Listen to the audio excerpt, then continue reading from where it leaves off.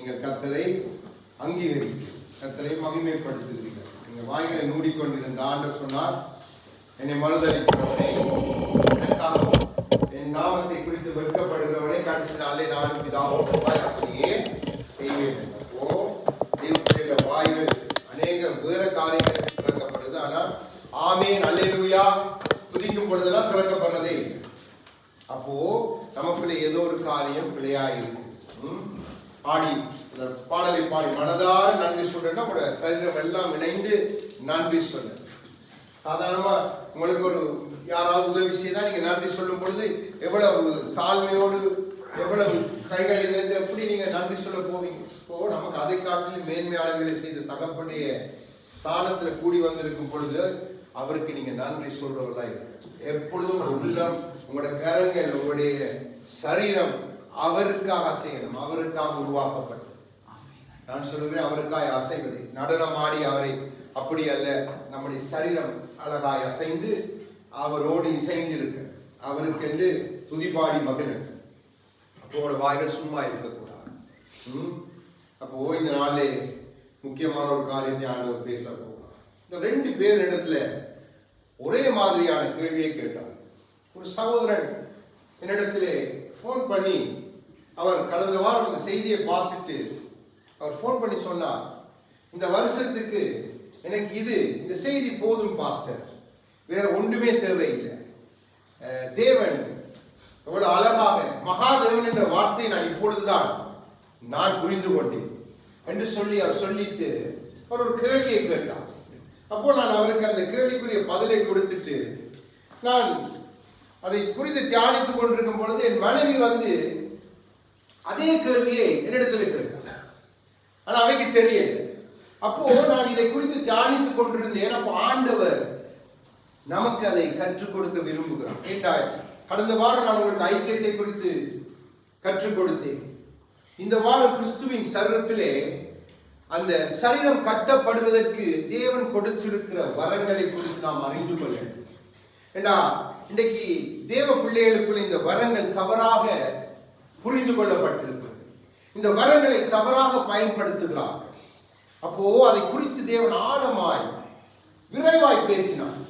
நான் எல்லாத்தையும் எழுதினேன். ஆண்டவர் ஆவியான இதயத்தில் சொல்ல என்னால் சில காரியங்கள் எழுது என்று சொல்லும் பொழுது நான் எழுதி வைக்கிறது, அவர் சொல்றது அப்படி இதயத்தில் என்னெல்லாம் வந்துச்சோ எல்லாத்தையும் எழுதி நான் இன்னைக்கு உங்க மத்தியில பேசுவதற்கு கொண்டு வந்திருக்கிறேன். இந்த தேவனுடைய இந்த சரீரம், கிறிஸ்துவின் சரீரம். அப்போ நான் முதல்ல கிறிஸ்துவின் சரீரம் என்றா என்ன என்பதை புரிந்து கொள்ள, கிறிஸ்துவின் சரீரத்துக்குள்ள இருக்கிற தன்மைகளை புரிந்து கொள்ள, இந்த கிறிஸ்துவின் சரீரத்துக்குள்ள நமக்கு கொடுக்கப்பட்ட ஐக்கியத்துக்காக தேவன் கொடுத்ததை நாம் தவறாக புரிந்து கொண்டோம். ஆகவேதான் இன்னைக்கு தவறான காரியங்களை காண்பித்து சத்ரு அவைகளை கொண்டு கிரியை நடப்பிக்கிறான். அதை புரிந்து கொள்ள முடியாதபடிக்கு தேவ பிள்ளைகளும் தடுமாறி போய் நிற்கிறார்கள். தேவ ஊழியர்கள் தடுமாறி போய் நிற்கிறார்கள், பெரிய பெரிய ஊழியர்கள் கூட. அப்போ அதை பார்க்கும் பொழுது ஏன்னா வேதத்தின் நீங்க ஆழத்துக்குள்ள போனால்தான், வேத சத்தியத்தின் படிதான் நமக்கு தேவனுடைய காரியங்கள் வெளிப்படும். எல்லாமே அவருடைய வார்த்தைகள். அப்போ இன்றைக்கு எல்லாமே இந்த வார்த்தையில தேவன் நமக்கு வைத்திருக்கிற காரியத்தை வைத்துத்தான் நாம் கற்றுக்கொள்ள போகிறோம். ஒரு நாள் வார்த்தைக்கு புறம்பான எதையும் நீங்க நம்பக்கூடாது. இந்த வார்த்தைக்குள் அதான் ஆண்டவருடைய வரும்போது மனைவிக்கு சொல்லிக் கொண்டு வந்தேன். தேவன் சொல்லுகிறார், என்னுடைய வார்த்தைகளை தேடி வாசியுங்கள். இன்னொரு இடத்திலே சொல்லுகிறார், அவைகளை ஆராய்ந்து பாருங்கள், அவைகளால் உங்களுக்கு நித்திய ஜீவன் உண்டு. அப்ப நம்ம 2 விதமாய் கிரியை நடப்பிக்கிற இந்த வார்த்தைக்குள்ள இருக்கிற ஆவியானவர் வைத்திருக்கிற ஆழங்கள் தேடி தேடி பார்க்கணும். அடுத்தது ஆராய்ந்து பார்க்கணும். ஆராய்ந்து பார்க்கணும். சில காரியங்கள் நமக்கு வேதத்தில் இல்லாட்டி தேவ ஆவியானவர் சில புத்தகங்களை குறித்து சில காரியங்களை குறித்து சொல்லிட்டு அவைகளை தேடி பார்க்கணும், ஆராயணும். அதுல இது இந்த வார்த்தைகளுக்கு ஏற்ப ஏதாவது அதுல இருக்குதா, ஏன் தேவன் இதை இங்கே குறிப்பிட்டிருக்க இந்த புத்தகத்தின் இதை குறித்து நம்ம தேடி பார்க்கணும். நம்ம வேறு எதையெல்லாம் தேடுகிறவர்கள், வேறு எதையெல்லாம் குறித்து நம்முடைய சிந்தையை விடுகிறவர்கள். ஆனா தேவன் சொல்லுகிறார், என் வார்த்தைகளை தேடி பாருங்கள், என்னுடைய வசனத்தை ஆராய்ந்து பாருங்கள், அவைகளாலதான் உங்களுக்கு எல்லாம். அப்போ நாம் இன்னைக்கு தேடி பார்த்ததினால், தேவன் நமக்கு ஆராய்ந்து பார்த்ததினால் தேவன் வெளிப்படுத்தினார். ஏண்டா இந்த ஆண்டு நான் சொன்னேன், தேவன் தன்னுடைய சரீரத்துக்கு, தன்னுடைய மனவாட்டிக்கு கற்றுக் கொடுக்க போகிற காரியங்கள் சற்று வித்தியாசமா இருக்க போகுது. அப்போ தேவன் இன்னும் பல காரியங்களை கற்றுக் கொடுத்திருக்கிறார். அவையெல்லாம் உங்க மத்தியில் நான் சொல்லணும். அப்போ நம்ம ஒவ்வொன்றோட ஒரு கிழமை நம்ம கிடைக்கிற ஒவ்வொரு கிழமையில தேவன் தருகிற நேரத்தில் நாம் அவைகளை தியானித்துக் கொண்டிருப்பது நமக்கு நலம். பின்பு நீங்கள் வீட்டை போய் அவைகளை குறித்து தேடி பார்க்க. அப்படித்தான் நாம் செய்யும் பொழுதுதான் நமக்கு அதால் ஆசீர்வாதம். ஆகவே இந்த நாள் வார்த்தைக்காக 1 கொரிந்தியர் 12 1 கொரிந்தியர் 12வது அதிகாரம் 238வது பக்கம். அதிலே முதலாவது வசனத்தை வாசி. எல்லாரும் அழகாய் சத்தம் செவி கொடுத்து கேளுங்க வார்த்தைகள். அப்பதான் இந்த வார்த்தைகள் நீங்க புரிந்து கொள்ள முடியும். 1 கொரிந்தியர் 12வது அதிகாரம் 238வது பக்கம் முதலாவது வசனம். அன்றியும் சகோதரரே, ஆவிக்குரிய வரங்களை குறித்து நீங்கள் அறியாதிருக்க எனக்கு மனதில்லை. ஆமென். இங்கே பவுலை கொண்டு ஆவியானவர் ஒரு காரியத்தை சொல்லுகிறார். பவுலுடைய திருவாயினாலே சபைகளுக்கு நன்றாக விளங்கிக் கொள்ளுங்க. சபைகளுக்கும் நமக்கும், சபை என்றால் நான் உங்களுக்கு காண்பித்துக் கொடுக்கிறேன் எப்படி கிறிஸ்துவின் சரீரம் இயங்குகிறது என்பதை நீங்க புரிந்து கொள்ளுங்கள். இந்த அதிகாரங்களுக்குள்ள தேவன் ஒரு ஆச்சரியமான ஒரு காரியத்தை வைத்திருக்கிறார். அப்ப இவைகளுக்கு மத்தியிலே தேவன் ஒரு காரியத்தை வைத்திருக்கார். நான் அதை எல்லாம் உங்களுக்கு இன்னைக்கு ஆவியானவர் காண்பித்ததை பற்றி சொல்லி தர போறேன். ஆகவே காது கொடுத்து கேட்கிறவர்கள் பாக்கியம் உள்ளவர்கள். அப்போ இங்கே பவுல் சொல்லுகிறார், நீங்க அறியாது இருப்பது எனக்கு மனதில்லை. ஆவியானவர் சொல்ற நீங்கள் வரங்களை குறித்து. அப்போ இங்க சொல்லுற காரியம் என்ன? ஆவிக்குரிய வரங்களை குறித்து பேசுகிறோம். அப்போ இந்த ஆவிக்குரிய வரங்களுடைய முக்கியம் என்ன என்பதை நானும் நீங்களும் புரிந்து கொள்ளணும். முதலாம் ஏன்னா இங்கே ஆவியானவர் பவுலை கொண்டு சொல்ற, நீங்கள் அதை அறிந்து கொள்ளாமல் இருக்கிறது இல்லை, எனக்கு விருப்பம் இல்லை, உடன்பாடு இல்லை, எனக்கு அது மனதில். நீங்க எல்லாரும் அதை குறித்து அறிந்து கொள்ளணும். என்ன எனக்கு அறிந்து கொள்ளாத படியினால் தான் ஆவிக்குரிய வரங்கள் தவறாக சத்ருவுடைய கரத்துல சத்ரு எடுத்து பயன்படுத்துகிற அளவுக்கு ஆவிக்குரிய வரங்கள் தவறாக பார்க்கப்பட்டதனால் தவறான காரியங்கள் நடந்து கொண்டிருக்கு. நான் சொல்லும் பொழுது நீங்கள் எல்லாம் புரிஞ்சுக்கொள்ள, எல்லாத்தையும் தெளிவாய் ஆவியானவர் உங்களுக்கு சொல்லித் தரணும். அப்போ ஆவிக்குரிய வரம் எதற்கு, ஆவிக்குரிய வரங்களுடைய முக்கியம் நமக்கு எதற்கு? ஒன்று, நாம் கிறிஸ்துவின் சரீரம் பிறருக்கு ஊழியம் செய்வதற்கு. முதலாவது பிறருக்கு ஊழியம் செய்வதற்கு. அடுத்தது கிறிஸ்துவின் சரீரம். கிறிஸ்துவின் சரீரத்தை நீங்க ரெண்டா பார்க்கணும். நாம் அவருடைய ஆலயங்களாக இருக்கிறோம். நாம் கூடுகிற ஸ்தலம் அவருடைய சபையார் ஸ்தலமாக இருக்கிறது. நம்ம ஏனென்றால் அங்கே கூடணும் என்பது தேவனுடைய நோக்கம். இப்போ நம்ம வெளியிலே நம்ம தெருக்களிலே போய் கர்த்தரை ஆராதிக்கலாம், பாடலாம், எல்லாம் நல்லது.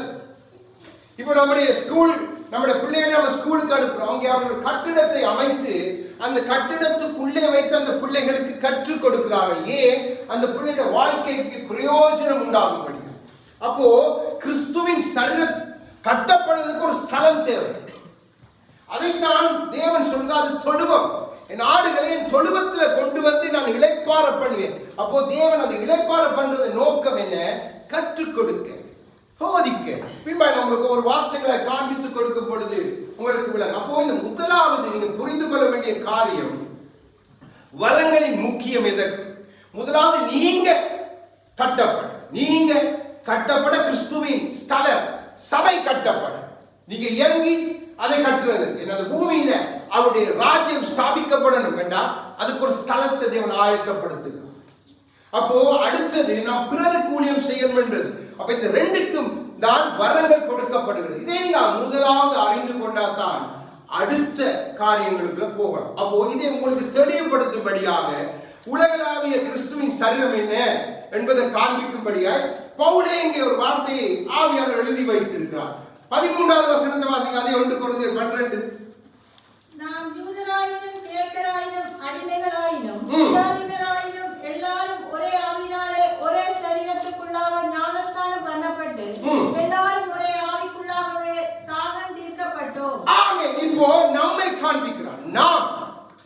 நாம் என்றால் கிறிஸ்துவின் சரீரம், அவருடைய ஆலயமாய் நாம் இருக்கிறோம் என்பதை பவுல் காண்பிக்கும்படியாகத்தான் இங்கே ஆவியான இந்த வார்த்தை தெளிவ பாருங்க. அதுக்குள்ள அந்த சரீரத்துக்குள்ள யாருக்கும் வேறுபாடு இல்லை. என்ன, நீங்க ஒரே சரீரமாய் இணைக்கப்படுகிறீங்க, ஒரே சரீரமாய் நீங்க உள்ளுக்குள்ள வந்துடுறீங்க. நன்றாய் விளங்கிக் கொள்ள. இன்றைக்கு இதிலேயே நமக்கு பல முரண்பாடுகள் உண்டு. ஆவியானவர் நாம் என்ற வார்த்தையை ஆவியானவர் பிரயோகித்து நமக்கு காண்பிக்கிறார். நாம் அவருடைய சரீரமாய் இருக்கிறோம் என்று. அடுத்ததாய் ஸ்தல சபையை நீங்க புரிந்து கொள்ளும்படியாய், கட்டிட சபையை புரிந்து கொள்ளும்படியாய் அதிலே பவுல் சொல்லுகிறார். 27வது வசனத்தை வாசிங்க. நீங்களே கிறிஸ்துவின் சரீரமாயும் தனித்தனியே அவயவங்களுமாயும் இருக்கிறீர்கள். ஆமென். நீங்களே கிறிஸ்து, நீங்கள் என்ற வார்த்தை ஸ்தல சபையை குறிக்கும். அது சொல்ல பல அவயங்களா இருக்கிறீங்க. இன்னைக்கு ஸ்தல சபைகள் பல இடங்கள்ல ஸ்தாபிக்கப்பட்டிருக்குது. அது கிறிஸ்துவின் அவயவங்கள். நாம் ஒரே அவயவம். அப்ப நாங்க எந்த இடத்துல இயங்கிக் கொண்டிருந்தாலும் ஸ்தல சபையா நாம் எல்லாரும் கிறிஸ்து என்கிற ஒரே சரத்துக்குள்ள வந்துட்டோம். இந்த சத்தியத்தை முதலாவது நானும் நீங்களும் தெளிவாய் புரிந்து கொண்டால் மாத்திரம்தான் இந்த ஆவிக்குரிய வரங்கள் எப்படி கிரியை செய்ய வேண்டும் என்பதை நாம் புரிந்து கொள்ள முடியும். இன்னைக்கு இருக்கிற காரியங்களுக்காக நான் உங்களுக்கு சொல்றேன். அப்போ இங்கே நாம் என்று அங்க இருக்கிற சபையில கூடி வந்தவர்களை தன்னை உட்படுத்தி பேசிட்டு பிறகு அந்த சபை கூடுகிற கொரிந்து என்ற அந்த பட்டணத்தில் கூடிய அந்த ஸ்தலத்தை பார்த்து நீங்கள் என்று சொல்லுகிறார். அப்போ ஆவியானவர் அங்கே வேறுபடுத்தி நமக்கு வார்த்தையுடாய் காண்பிக்கிற வார்த்தைகளை நீங்க ஆழமாய் ஆராய்ந்து பார்க்கணும். ஏன் தேவன் இந்த இடத்துல நாம் என்று சொல்லுகிறார், அங்கே நீங்கள் என்று சொல்லுகிறார்? ஏன்னா நாம் என்றால் அங்கே ஆவியானவர் பவுலுடாய் பேசிக் கொண்டிருக்கிறார். இப்போ நீங்கள் என்று பொழுது அவர் அந்த ஸ்தல சபையை குறித்து அங்கே வேறுபடுத்தி காண்பிக்கிறார். அப்போ நன்றாய் புரிந்து கொள்ளுங்க, தேவனுடைய சபைக்குள்ள, தேவனுடைய அவயவங்களுக்குள்ள பல காரியங்கள் இருக்கு. இப்ப நாம் அதை சற்று தெளிவாக புரிந்து கொள்ளும்படியாக அதிலே வாசிங்க. 17வது வசனத்தை வாசிங்க. சரீரம் முழுவதும் கண்ணானால் செவி எங்கே? அது முழுவதும் செவியானால் மோப்பம் எங்கே? ஆமென். இப்போ எல்லா அவயவங்கள் இப்போ என்ன வேறு இடங்கள் இருக்கலாம். எல்லா சபையும் கண்டா இலங்க வெளிக்கிட்டா அப்போ கிறிஸ்துவ சரீரத்துக்கு வேண்டிய மூக்கு எங்க? கிறிஸ்துவ சரீரத்துக்கு வேண்டிய கை எங்க? கிறிஸ்துவ சரீரத்துக்கு வேண்டிய காலங்க? அப்போ தவறிடும். இன்றைக்கு அதுதான் நடக்குது. ஒருவரை பார்த்து ஒருவர் நம்முடைய அழைப்பை புரிந்து கொள்ள முடியாமல் தவறாக நாம் காரியங்களை செய்ய முற்படுகிறோம். இப்போ கண் என்ன? கண் அந்த ஸ்தானத்தில் நிலைத்திருக்க, அதை கொண்டு தேவன் அறிந்திருக்கார் எப்படி கிரியை செய்ய வேண்டும் என்று சொல்லி. அதைத்தான் இங்கே ஆவியானவர் சொல்லுகிறார். இந்த வரங்களுக்குள்ளே இப்ப கண் சில வேளை சிறிய அவயம் தான் கண், ஆனா இந்த கண் எப்படிப்பட்டது நமக்கு மிக முக்கியம். கண் இல்லைன்னு சொன்னா நம்ம பார்க்க முடியாது. ஆனா இந்த கண் பலவீனமான அவயமா இருந்தாலும் மிகவும் பவர்ஃபுல்லா இருக்குது. அதை குறித்து ஆண்டவரை எச்சரிக்கிறார். அப்போ நீங்க விளங்கிக் கொள்ளணும், தேவனுடைய அவயவங்களுக்குள்ள, அந்த சரீரத்துக்குள்ள, அந்த ஸ்தலங்களுக்குள்ள தேவன் எப்படிப்பட்ட செயல்பாடுகளை செய்ய விரும்புகிறார் இந்த வரங்கள் ஊடாக. இன்னைக்கு அதை புரிந்து கொள்ளும். ஒரு மனிதன் தீர்க்கதரிசியா எழுப்பிவிட்ட அதே மனிதனுடைய சாயலை பார்த்து அநேக தங்களை தீர்க்கதரிசிகளை எழுப்பி விடுறாங்க. அநேக தங்களை போதிக்க இல்லாத போதிக்கணும் என்ற ஆசையோடு தங்களை உட்படுத்தி இன்னைக்கு தவறான போதகங்களை இன்னைக்கு வேறு காரியங்களை செய்து தங்களை அதுக்கு நேராக நடத்தி விடுறாங்க. அப்போ இது அப்படி இருக்கு. அதுதான் இங்கே ஆவியானவர் நமக்கு தெளிவாய் காண்பிக்கிறார். என்ன சொல்லுகிறார்? சரீரம் முழுவதும் கண்ணானா செவியன். நீங்க எல்லாரும் கண்ணா இருக்க விரும்பினீங்கன்னா உங்களுக்கு செவி தேவை இல்லையோ, மூக்கு தேவை இல்லையோ? அப்போ ஒரு சரீரத்துக்குள்ள கண்ணு அவசியம், செவி அவசியம், மூக்கு அவசியம், வாய் அவசியம், கைகள் அவசியம், எல்லாம் அவசியம். சிலது உள்ளுக்குள்ளே இருந்து இயங்கிக் கொண்டிருக்கு. அது மறைவில் இருந்து இயங்குகிற அவருடைய அவயவங்கள். அந்த அவயவங்கள் மிகவும் கனத்துக்குரியவைகளா இருக்குது. அது ஆகவேதான் அதை எலும்பினாலும் தோலினாலும் தேவன் மூடி இருக்கிறார். அது வெளியில வாரது. நல்லா விளங்கிக் கொள்ளுங்க. இப்போ நான் இந்த பிரசங்க பீடத்துல இருந்து பிரசங்கிக்கிறதுனால் எனக்கு என்ன மேன்மை? இப்போ நான் இதை தனியா செய்ய முடியுமா? முடியாது. அப்போ எனக்காக ஊழியம் செய்கிற, எனக்காக ஜெபிக்கிற, மறைவில் இருந்து ஜெபிக்கிறவங்களுடைய ஜெபங்கள் எவ்வளவு மேன்மையா இருக்கிறது. அந்த ஜெபத்தின் நிமித்தம் நீங்க ஜெபிக்கிறவர்கள் எப்படிப்பட்டவர்கள்? நீங்க இருதயம் போல் நான் இங்க செயல்படுவதற்கு நீங்க இருதயமா இருக்கிறீங்க. இருதயம் அந்த இரத்தத்தை சரீரம் முழுவதும் அனுப்பினால்தான் வாய் பேச முடியும், சரீரம் தன்னுடைய கிரியைகளை செய்ய முடியும். அப்போ அது மாதிரி தான். அப்போ அந்த மறைவில இருந்து நீங்க செய்த ஜெபங்கள் எத்தனை மேலானவைகளை கர்த்தர் பார்க்கிறார். அப்போ அதுக்காக நீங்க இந்த பிரசங்க பீடத்தில் நிக்கிறேன்டா நீங்க அற்பமானவர்களோ இல்ல. நான் உனக்கு விளங்கும்படியா சில காரியங்கள் சொல்வதற்கு சொல்லுகிறேன். இந்த ஆண்டவர் இந்த காரியங்களை காண்பித்துக் கொடுத்தார். அவர் என்ன சொல்லி, நான் எழுதினதை உங்களுக்கு வாசித்து காண்பிக்கிறேன். என்னென்றா, கிறிஸ்துவின் சரீரத்தில் அநேகர் பிரசங்கப்படத்தில் நிற்பதில்லை. அவர்கள் ஜெபிக்கிறவர்களாய், அந்த பிரசங்கிக்காக தனிமையாய் ஜெபிப்பவர்களாய் இருக்கலாம். அவர்கள் இருதயத்தை போல ரத்தத்தை பாய செய்து வாயை பேச உதவி செய்கிறவர்கள். அப்ப இந்த ரெண்டு உறுப்புகளும் சமமான முக்கியம் கொண்டிருக்குது. ஆக நீங்க எப்படி இருக்கிறீங்கன்றா, ரெண்டு பேரும் சமமா இருக்கிறீங்க. அப்போ அந்த வரம் உங்களுக்கு அப்படி கொடுக்கப்பட்டிருக்கு. அதை மறக்க கூடாது. இன்னைக்கு இந்த தன்மையை சபைக்குள்ள இருக்கிற விசுவாசிகளும் புரிந்து கொள்றது இல்லை, ஊழியர்களும் புரிந்து கொள்றது இல்லை, சக ஊழியர். அதனாலதான் இன்னைக்கு பாருங்க, பல குளறுபடிகளை ஐக்கியத்துக்குள்ள, அந்த சரீரத்துக்குள்ள சத்துரு கொண்டு வந்து போட்டுட்டான். ஆகவேதான் தேவன் நமக்கு எல்லாத்தையும் நமக்கு காண்பித்துக் கொடுக்கிறார். இப்ப எனக்கு ஒரு சகோதரனோ சகோதரியோ உதவியா இருக்கணும், ஜெபத்தில் என்ன தாங்குவது. அதே போல நான் உங்களுக்கு உதவியா இருக்கேன், உங்கள் தேவைகளுக்காக கத்தெடுத்து ஜெயிப்போம். அப்போ ஒருவருக்கு ஒருவர் நம்ம இணைந்து இருக்கணும். ஆகவே சொல்றது ஐக்கியம் இணைக்கப்பட்டிருக்குது. கிறிஸ்துவும் ஆவியானவர் ஒன்றாயிருக்கிறாங்க, பிதாவும் கிறிஸ்துவும் ஒன்றாயிருக்கிறாங்க. இந்த இணைப்பை நீங்க புரிந்து கொள்ளணும். அப்பதான் உங்களுக்குரிய வரங்களை நீங்க புரிஞ்சு கொள்ளலாம். அந்த வரத்துக்குள்ள இருக்கிற வல்லமைகளை நீங்க புரிஞ்சு கொள்ளலாம். நீங்க நினைக்கிற மாதிரி வரம் என்றது சாதாரணமானது இல்லை பிள்ளைகளே. பின்பு நான் காண்பித்துக் கொடுக்கிறேன். அப்போ ஒருவருடைய ஒத்துழைப்பு இன்னொருவருக்கு இருக்க வேண்டும் என்றுதான் தேவன் சபை ஸ்தலத்தை ஆயத்தப்படுத்தி அங்கே ஒருவரை கண்ணாக, ஒருவரை மூக்காக, ஒருவரை செவியாக, ஒருவரை காலாக, ஒருவரை கையாக, இப்படி பல பல வரங்களை கொடுத்து அவைகளை இணைத்திருக்கிறார். இந்த இணைப்பை நாம் புரிந்து கொண்டா எல்லாம் சரியா போகும். இந்த இணைப்பை நாம் புரிந்து கொள்ளாதபடியினால்தான் பல காரியங்கள் தவறாக, பல வரங்கள் தவறாய் பயன்படுத்தப்படுகிறது. முதலாவது இதை சரியாய் புரிந்து கொள்ளணும். 1 கொரிந்தியர் 12:28 வாசிங்க. தேவனானவர் சபையிலே முதலாவது அப்போஸ்தலரையும், இரண்டாவது தீர்க்கதரிசிகளையும், மூன்றாவது போதகர்களையும், அற்புதங்களையும், பின்பு குணமாக்கும் பலங்களையும், ஊழியங்களையும், ஆளுகைகளையும், பலவித பாசைகளையும் ஏற்படுத்தினார். ஆமென். தேவன் எப்படி ஏற்படுத்திக்கிறார்? அப்போ இல்லாட்டி தேவையில்லை. எல்லாம் தேவன் கிறிஸ்துக்குள்ள நம்ம எல்லாரும் ஒன்றாயிருக்கு. நல்லா விளங்கிக் கொள்ளுங்க. எல்லாரும் அதான் ஸ்தல சபைக்கும் சரீரத்துக்கும் வித்தியாசம். சரீரமாய் நாம் ஒன்றாய் இருக்கிறோம். நாம் ஸ்தலமாய் அவயங்களா ஒவ்வொரு உறுப்புகளாய் இயங்கிக் கொண்டிருக்கிறோம். நன்றாக விளங்கிக் கொள்ளணும். இந்த தெளிவை நீங்க புரிஞ்சு கொண்டாதான் உங்களுக்கு. ஆகவேதான் இங்கே பவுல் ஊடாய் ஆவியானவர் நமக்கு அதை வேறுபடுத்தி காண்பிக்கிறார். அப்போஸ்தலர்கள் என்றும், போதகர்கள் என்றும், தீர்க்கதரிசிகள் என்றும், சுவிசேஷகர்கள் என்றும். சுவிசேஷத்துக்கு வேலை எங்க? வெளியில. அவங்க தான் அழைக்க சமய பிரயோசன ஸ்தலம் ஒரு சும்மா பெருமையை பாலடைந்து கிடக்கு. சுவிசேஷர் போய் சுவிசேஷம் சொன்னாதான் ஸ்தலம், கிறிஸ்து அழைத்து வருகிற அந்த ஆத்துமாக்களுக்குரிய ஸ்தலம் நிரப்பப்படும். அங்குதான் அவர் கற்றுக் கொடுக்க முடியும். அங்குதான் அந்த ஆத்துமாக்களுக்குரிய போஜனத்தை கொடுக்க முடியும்.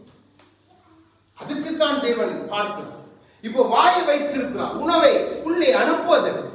அதை எடுத்து சிறுகுடல் சரியாக செரிமானம் பண்ணி அதை எங்களுடைய சரீரத்துக்கு வேண்டிய அளவில் அதை எல்லாம் பிழிந்து எடுக்கப்பட்டு பின்பு வேண்டாத கழிவு தள்ளப்படுறது போலதான் தேவன் ஸ்தலத்தை ஏற்படுத்தி தன்னுடைய சரீரம் கூடி தன்னுடைய காரியங்கள் கிரியலை ஒருமித்து கண்ணாக, மூக்காக, ஒவ்வொருக்காக நீங்க போட்டுக்கொள்ளலாம், இணைந்து செய்யணும் என்றுதான் தேவன் சபைகளை, ஸ்தல சபைகளை கிறிஸ்துவின் சரீரமாய் காண்பிக்கிறார். அப்போ ரெண்டு முக்கியம். நீங்க அவருடைய சரீரமாய் முக்கியம், நீங்க கூடுகிற ஸ்தலம் கிறிஸ்துவுக்கு முக்கியம். ரெண்டிலும் அவர் வருவார். ரெண்டிடத்திலும் அவருடைய கிரியையை தான் செய்ய விரும்புகிறார். ஆக சொன்னார், எங்கே ஒருமனப்பட்டு நீங்க எங்கே பாருங்க பசங்க, எங்கே எந்த இடத்துல நீங்க கூறுறீங்க அந்த இடத்துல நான் வருவேன். அது ஒரு ஸ்தலத்தை நீங்க நியமித்த அந்த இடத்துல வருவேன். தேவன் மாறுகிறவர்கள, நேற்று மாற இன்றைக்கு மாற இல்லை. அப்ப எங்கெல்லாம் பொறாம போட்டி இருக்குதோ அங்கே கிறிஸ்துவின் சரீரத்துல என்ன காரியம் நடக்குது என்று சொன்னா அங்க இருக்கிறவர்கள் சரியாக கிறிஸ்துவின் சரீரத்தை ஒன்று காணவில்லை, இல்லைன்னா அந்த சரீரத்தை சரியாய் புரிந்து கொள்ள இல்லை, பார்க்க இல்லை. அவ்வளவுதான். ஏனென்று சொன்னால் கிறிஸ்துட சரீரத்தை நாம் சரியாக விசுவாசிகள் பார்க்க வெளிக்கிட்ட வேண்டாம், ஊழியர்கள் அதை பார்க்க வெளிக்கிட்டோம் என்று சொன்னால் நமக்கு தெரியும் கிறிஸ்துவின் சரீரம் எப்படிப்பட்டது, கிறிஸ்துவின் சரீரம் எப்படி இருக்கு, எல்லாமே வேதத்தில் நமக்கு இருக்கு. அப்போ பாருங்க, ஆண்டவர் அருமையான ஒரு காரியங்களை வைத்திருக்கிறார். என்னன்னு சொன்னா இந்த 12ஆம் அதிகாரமும் இந்த 14வது அதிகாரம் பாருங்க, இதிலே பவுல் பேசுகிற காரியங்கள் முழுக்க வரங்களை குறித்து எப்படி வரங்கள் செயல்படணும் என்பதை குறித்து பேசிட்டு, இது ஒரு ஆச்சரியமான ஒரு காரியத்தை தேவன் இந்த கொரிந்து சபைக்கு எழுதிய நிருபத்திலே வைத்திருக்கார். இந்த இடைப்பட்ட பகுதியில 13ஆம் அதிகாரத்தை கொண்டு வந்துட்டார். இந்த 13ஆம் அதிகாரத்தை கொண்டு வந்து அதை ஏன் வைத்திருக்கிறார் என்று சொன்னா, இந்த 12வது அதிகாரத்தில் உள்ள வரங்களும் இந்த 14வது அதிகாரத்தில் உள்ள வரங்களும் இந்த 13வது அதிகாரத்தில் இருக்க அன்புக்குள்ளாக இணைக்கப்படாமல் விட்டார் நீங்க எல்லாமே தவறாக்கி செய்வீங்க. எப்படி என்று சொன்னா யோசிச்சு பாருங்க. இந்த வயர் இங்க தொங்கிக் கொண்டிருக்கு. இந்த வயரை கட் பண்ணிட்டு இதுல இதை போட்டுட்டு நான் இது சுவிட்சில் போட்டு இருக்குது. இதுல இந்த கவரிங் இல்லைண்டா இந்த வயரை நான் பிடிச்சேன்னா என்ன நடக்கும்? எனக்கு மரணம் சம்பவிக்கும். அது போலதான் அன்பில்லாம் வரங்கள் கிரியை செய்ய வெளிக்கிடும் பொழுதே அந்த வரத்தை பயன்படுத்துகிறவருக்கும் ஆபத்து, அந்த வரத்தை அவர் பயன்படுத்தி அதை பெற்றுக் கொள்கிறவருக்கும் அதாவது ஆபத்து என்றால் அன்பு இல்லை. அப்போ வரங்கள் செயல்படணும் என்று சொன்னால் அன்பு முக்கியம் என்றுதான் அங்கே பவுலை கொண்டு ஆண்டவர் அன்பை குறித்து காண்பித்து அதன் முக்கியத்துவத்தை நாம் புரிந்து கொள்ளும்படிய 13வது 1 கொரிந்தியர் 13 எடுத்து வாசிங்க. 12 13 பின்பு அதை நான் விளங்கப்படுத்துகிறேன். இப்பொழுது கண்ணாடியிலே நிழலாட்டமாய் பார்க்கிறோம், அப்பொழுது முகமுகமாய் பார்ப்போம். இப்பொழுது நான் குறைந்த அறிவுள்ளவர், அப்பொழுது நான் அறியப்பட்டிருக்கிறபடியே அறிந்து கொள்வேன். இப்பொழுது விசுவாசம், நம்பிக்கை, அன்பு இம்மூன்றும் நிலைத்திருக்கிறது, இவைகளில் அன்பே பெரியது. ஆமென். இப்போ நம்ம கிறிஸ்துவை நிழலாட்டமாய் நாம் புரிந்து கொண்டிருக்கிறோம். அவருடைய நிஜத்தை நாம் இனி காண்பதற்கு நமக்கு பயிற்றுவிக்கப்படுகிற இந்த சரீரம், இந்த அவயவங்கள் பயிற்றுவிக்கப்படுகிறது.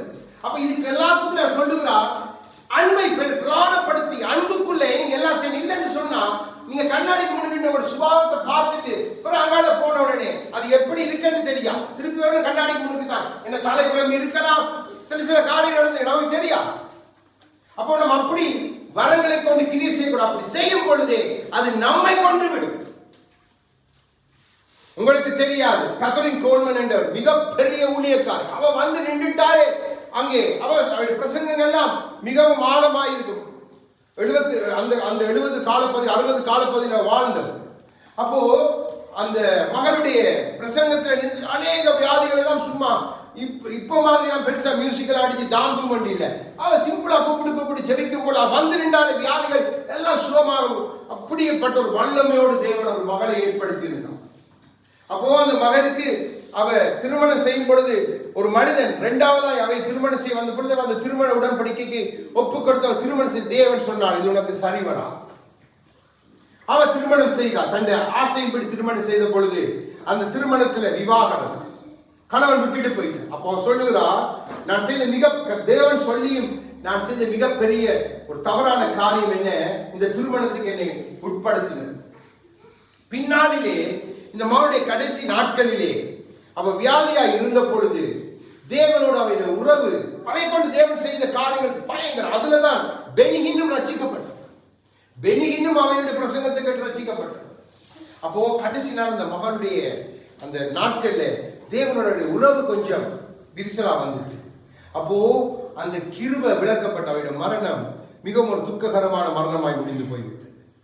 நான் ஏன் சொல்லுகிறேன், வரங்கள் மிகவும் ஆபத்து.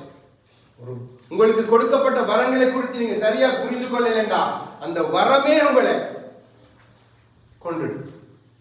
அப்போ அந்த வரத்துக்கு நீங்க அந்த வரத்தை நீங்க பயன்படுத்துறதுக்கு நீங்க பாவிக்க வேண்டிய முதலாவது ஒரு காரியம் அன்பு. அன்பினால்தான் நீங்க செய்யணும். சும்மா கூப்பிட்டு ஏனோ தானோ எல்லாம் செய்யக்கூடாது. ஆண்டவர் பாருங்க, மனதுருகி அந்த அன்பினால் செய்யும்.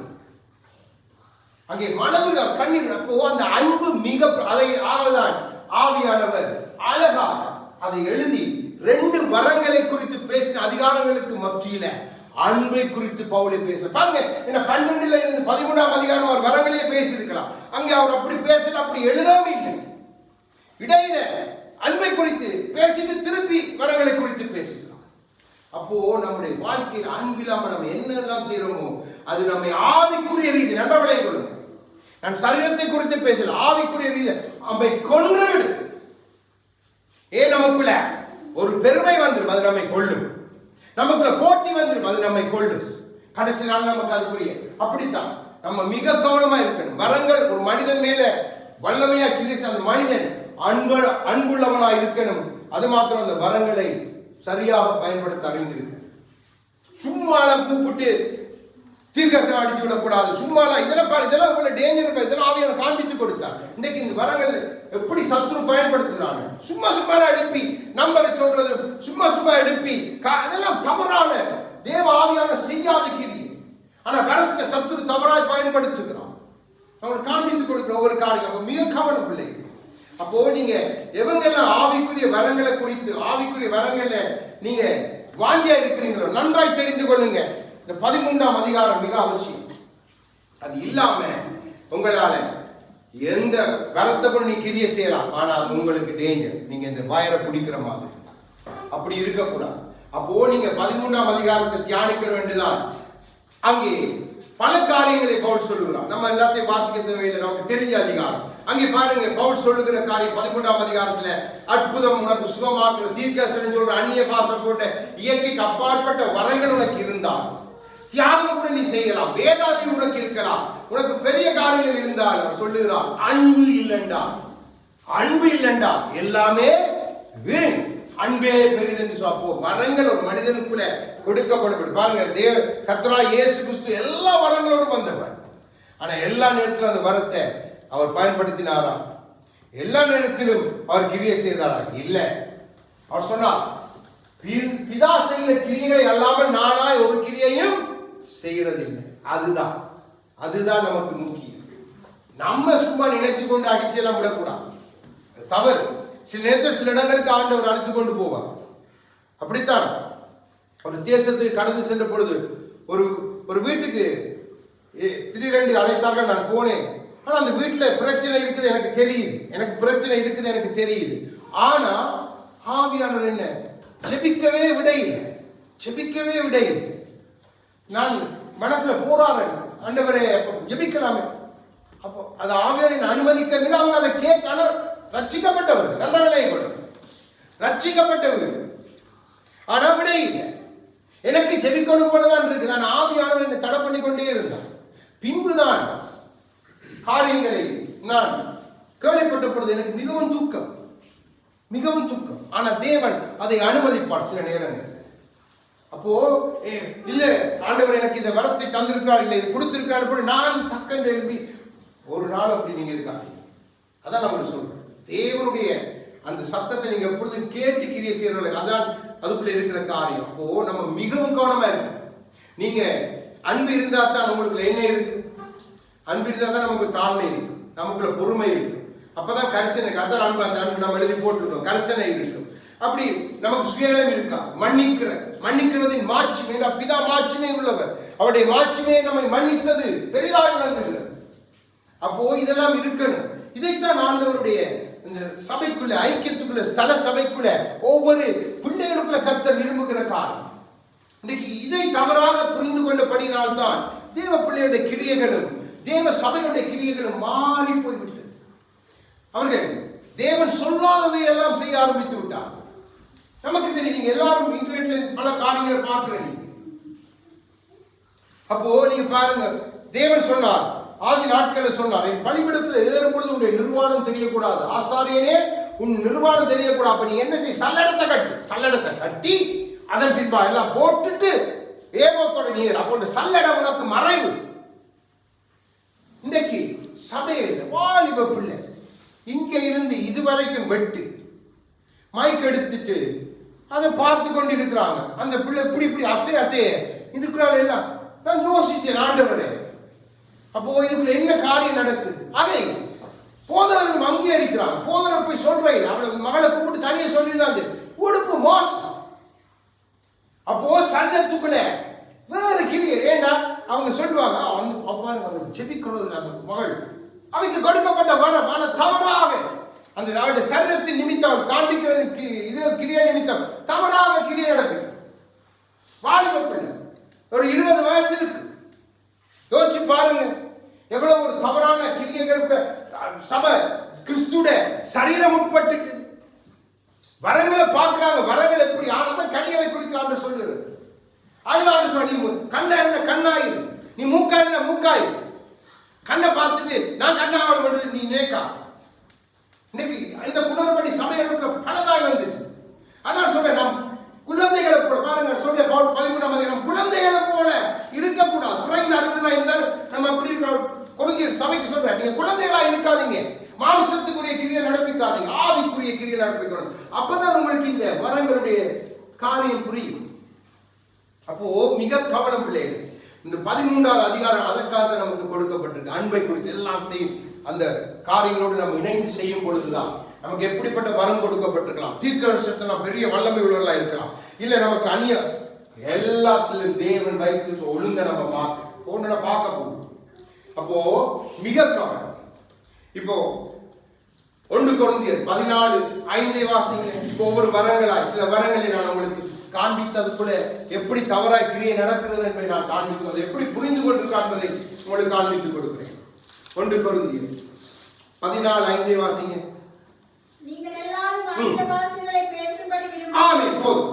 இங்கே பவுல் சொல்றா நீங்கள் எல்லாரும் நல்லா விளையாடுங்க. நீங்கள் எல்லாரும் அந்நிய பாஷை பேசணும்னு நான் விரும்புகிறேன்.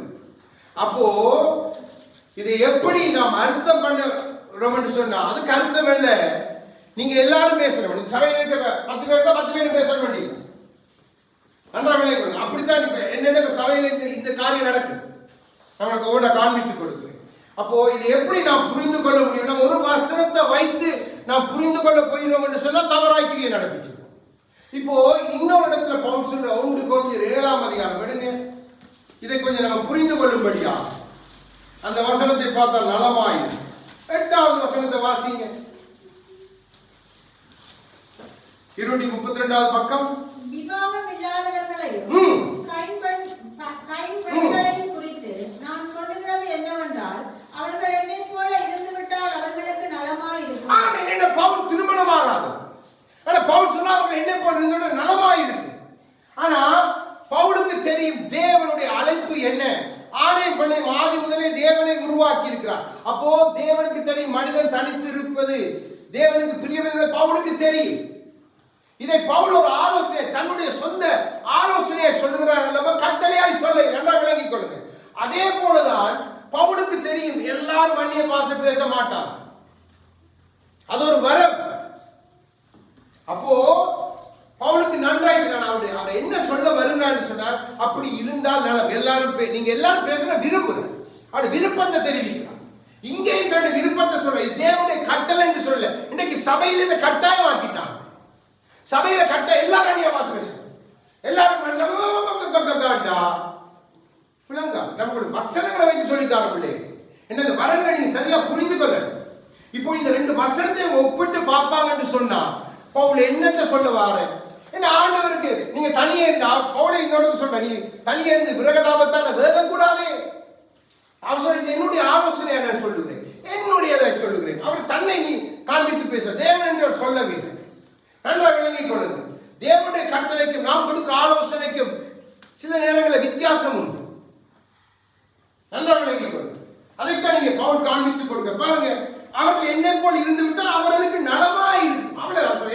அவர் அந்த வாழ்வை அவர் அப்படி ருசித்து பார்த்தார். அவர் அதை சொல்லுகிறார். ஆனா சொல்லுறீங்களா எல்லாரும் விவாகம் பண்ணாம இருக்கணும் அப்படி அதை கட்டாயமாக்கி இன்னைக்கு பாருங்க ரோமன் கத்தோலிக்க மதத்துல அதை கட்டாயம் கன்னியாசம் அதே மாதிரி ஃபாதர். ஆனா ஃபாதர் இன்னைக்கு பாருங்க எவ்வளவு காரியங்கள் ரோமன் கத்தோலிக்க திருச்சபையில வெளியில வந்து கொண்டே இருக்கு. தேவன் எல்லாத்தையும் வெளியில கொண்டு வா. இப்ப சிலை வழிபாடு குறித்து அவங்களுக்குள்ள இது வந்துட்டு கர்த்தர் அசைக்க நினைத்த அசைப்பார். அப்போ ஏன் நமக்கு வேதம் சரியாய் புரியல, வார்த்தை சரியாய் புரியல. ஆகவேதான் தவறான காரியங்களை இன்றைக்கு சொல்லிக் கொடுத்து என்ன சொல்றாங்க, எல்லாரும் பேசுங்க, அந்நிய பாஷை பேசுங்க. எல்லா கிறிஸ்தவரா நீங்க கட்டாயம் அந்நிய பாஷை பேசுங்க, நீங்க எல்லாரும் அந்நிய பாஷை பேச தூண்டும் பொழுது என்ன நடக்குது என்று சொன்னா என்ன கேள்வி அந்த சௌரன் கேட்டார், அந்நிய பாஷையை குறித்து கேட்டார். என் மனைவி அதே கேள்வியை தான் அவையும் கேட்டார். நல்லா விளங்கிக் கொள்ளுங்க. அப்போ என்ன நடக்குதுன்னு சொன்னா அங்க எல்லாரும் பேசணும்டா அங்க இருக்கிறவங்க ஆண்டவர் அழகாய் காண்பித்துக் கொடுத்தார். எப்படின்னு சொன்னா பாருங்க, கிறிஸ்தவர்கள் மன ரீதியான அழுத்தத்துக்குள்ள போறாங்க. கிறிஸ்தவர் நல்ல விளைய கொடுங்க. ஏன்னா அந்நிய பாசை எனக்கு வருது என்ன வருது, அவன் தன் சொந்த முயற்சியில பேச வலிக்கிட்டுருவான். அப்போ அந்த அழுத்தத்தில் அந்நிய பாஷையை பேச தூண்டப்படும் போது அவர்களாவே அந்நிய பாஷையை உட்பவித்து தங்களுக்கு பேசுவாங்க. இந்த காரியம் அங்கே மோகன்சி லாசரஸ் ஒரு மகளை கூப்பிட்டு ஜெபிக்க பண்ணும்போது அந்த மகன் சொன்ன அந்நிய பாஷை கேட்டோடனே வைக்க பிடிக்குது. அப்போ இது மன ரீதியான அழுத்தத்துக்கு நீங்க போயிடக்கூடாது பிள்ளைகள். இன்னைக்கு சபையில சாத்தானதை போட்டு வச்சிருக்கான். அப்ப அந்த சோதரம் அப்படி அந்நிய பாஷை இப்படி பேச கவலைப்படாத, அது கண், அது மூக்கு போட்டு, நீ கண்ணு மூக்கு மேல உனக்கு வேறதை கத்தர் வைத்திருக்கிறான். தவறாய் புரிந்து கொண்டு என்ன வேதத்தை வைத்து காண்பித்துக் கொடுக்கிறேன். அப்போ என் மனைவி இல்ல எல்லாரும் அந்நிய பாஷை பேசலாம் தானேப்பா. நான் சொன்னேன் இல்ல எங்க இருக்குது, வசனத்துல இருக்கு. அவருக்கு டக்குனு வசனம் வர இல்லை. நான் அவைக்கு பைபிள் எடுத்து நான் வசனத்தை எடுத்து வாக்கி அப்பதான் நான் கண் திறக்கப்பட்டேன். ஏன்னா அவங்க ஒரு தவறான ஒரு இதுல இருந்து அந்த சோதனை தான் கேட்டேன். தினட்டு கேட்டார் பாஸ்டர், ஒரு வாலிபன் ஆவிக்குரிய சபைக்கு நான் போற சபையில வருகிற வாலிபன் இப்ப பார்த்தா அந்நிய பாஷை சொல்லி, ஆனா திடீரென இதயத்தில் ஆண்டவர் பேசினார், இவன் பேச அந்நிய பாஷை தவறு, நீ இதை அவனுக்கு சொல்லு என்று சொல்லி. அப்போ நான் அந்த மகனை தனியே கூப்பிட்டு கொண்டு போய் நான் சொன்னேன், தம்பி நீ பேசுற அந்நிய பாஷை பிள்ளையா இருக்குதே, இது உனக்கு வரமா கிடைச்சி நீ பேசுறியா, நீயா ட்ரை பண்ண? நானாய் ட்ரை பண்ணி பேசுகிறேன். அவர் சொன்னார், உன்னை காட்டிலும் எனக்கு அந்நிய பாஷை பேச முடியும் என்று போட்டு சொன்னார். அந்நியம் ஆனா அப்படி நீ முயற்சி பண்ணக்கூடாது என்று என்னிடம் கேட்டார்.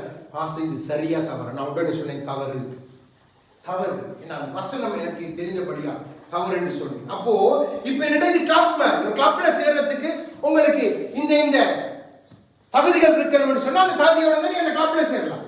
இப்போ கிறிஸ்தவர்களும் அந்நிய பாஷை கிளப்ப தொடங்கிட்டாங்க. அப்ப நீங்க அந்நிய பாஷை பேசுறீங்க, நீங்க அந்நிய பாஷை கிளப்ல உறுப்பினர். இது கர்த்தர் அருவருக்கிற காரியம். பாருங்க நீங்க எப்படி அந்நிய பாஷையில வரங்கள் தவறா போய் கொண்டிருக்கு. அப்போ இது மாதிரி தூரதிஷ்டமான கிளப்புகள் தான் இன்னைக்கு சபை கிளப்பா இயங்கி கொண்டு அந்நிய பாஷை எல்லாருமே சரியா பேச அவர் போதர் அடித்து விட்டு அந்நிய பாஷை வியாக்கியம் பண்றீங்க. நான் உங்களுக்கு ஒவ்வொன்றா காண்பித்து கொடுக்குறேன். நீங்க தெளிவடையான பிள்ளைகள். அந்நிய பாஷை பேசி சொன்னோம் நம்ப கூடாது. இப்ப நம்ம சபையில அந்நிய பாஷை பேசினா அந்த பேசுற சகோதரிய வாய் கொண்டு தேவன் வசனத்தை வைத்து உறுதிப்படுத்த, அதுதான் அந்நிய பாஷைக்கு உரிய வல்லம், அதுதான் தீர்க்கதரிசனத்தின் வல்லம். அதைத்தான் வேதம் அங்கீகரிக்கிறது. இல்லைன்னா பேசக்கூடாது. இன்னைக்கு எந்த எடுத்தாலும் ஒரு நிமிஷம் அரை மணி நேரம் அரை செகண்ட் அந்நிய பாஷையில பேசுங்க. இங்க போக வேண்டும் அந்த ஒருத்தர் சத்தம் ஒருத்தர் கூட வேதம் அதை அங்கீகரிக்குதா, அதைத்தான் நம்ம பார்க்கணும். அப்போ நம்ம இது கிளப்பில் நம்ம எல்லாம் கூடிய ஒன்றா இது பண்றது. அப்போ நம்ம கவனமாயிருக்கும். எப்படி நான் சொல்லுகிறேன் என்று சொன்னா, நீங்க எல்லாரும் அந்நிய பாஷை பேசினா ஒரு அளவுகோலை கர்த்தர் வைத்திருக்கிறார். அந்நிய பாஷை பேசுகிற கிருபைய வரத்தை கர்த்தர் கொடுத்திருந்தா முதலாவது தேவன் பார்க்கிற காரியத்தை உங்களுக்கு நான் காண்பித்துக் கொடுக்கிறேன். 1 கொரிந்தியர் 14 நாளை வாசிங்க. அந்நிய பாஷையில் பேசுகிறவர் தனக்கே பக்தி விருத்தி உண்டாக பேசுகிறார். ஆமென். அந்நிய பாஷையில் பேசுறவன் யாருக்கு பக்தி விருத்தி உண்டாக பேசுகிறான்? தனக்கு. அப்ப அவனுடைய ஆவிக்குரிய ஜீவிதம் எப்படி இருக்கணும்? பக்திக்குரியதா இருக்கணும். நீ அந்நிய பாஷை பேசி புசு புசு புசுன்னு நீ சபையை கெடுக்கிறாய், இல்ல தவறான கிரிசனா நீ பேசுற அந்நிய பாஷை என்ன பாஷை? தேவன் கொடுத்ததோ இல்ல நீ உட்கவித்து பேசினதோ? யோசிச்சு பாருங்க. எவ்வளவு கவனமாக இருக்கு. அப்போ இன்னைக்கு என்ன எல்லாரும் இந்த 14 நாள் வசனத்தை எடுத்து வச்சு அடிச்சு விடுறாங்க. அந்நிய பாஷை பேசு. அப்போ இங்க தேவன் 2 அளவுகோலை நமக்கு காண்பித்து வைத்திருக்கிறார். முதலாவது நான் இப்போ வாசித்த வசனம். அடுத்தது 1 கொரிந்தியர் 14:39 வாசிங்க. இப்ப இங்க வேறொரு காரியத்தை பவுல் சொல்லுகிறார். நமக்கு குழப்பம் நான் காண்பித்துக் கொடுக்கிறேன்.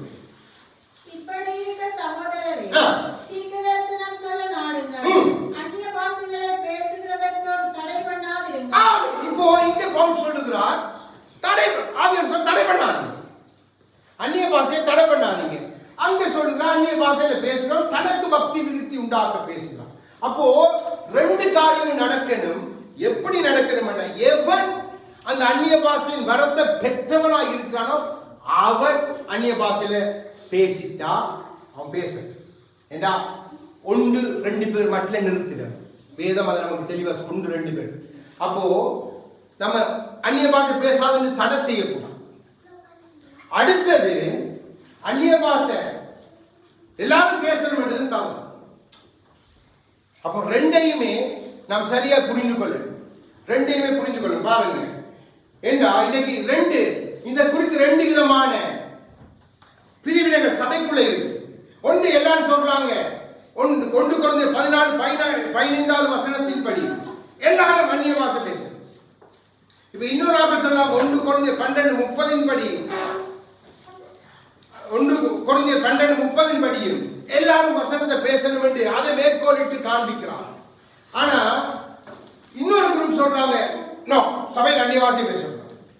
2 கருத்தும் தவறு என்றாராம். 2 தவறு. அந்நிய பாஷையும் வேதம் நமக்கு சொல்றதுதான் நான் உங்களுக்கு சொல்லிக் கொண்டிருக்கிறேன். அந்நிய பாஷையும் பேசணும். ஆனா அந்நிய பாஷையில பேசுகிறவனுடைய தன்மைகளை நாம் புரிந்து கொள்ளணும்.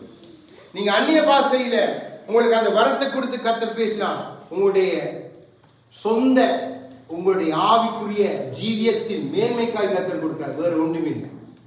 அது உங்களையும் கர்த்தரையும் பொறுத்துதான் இருக்கு.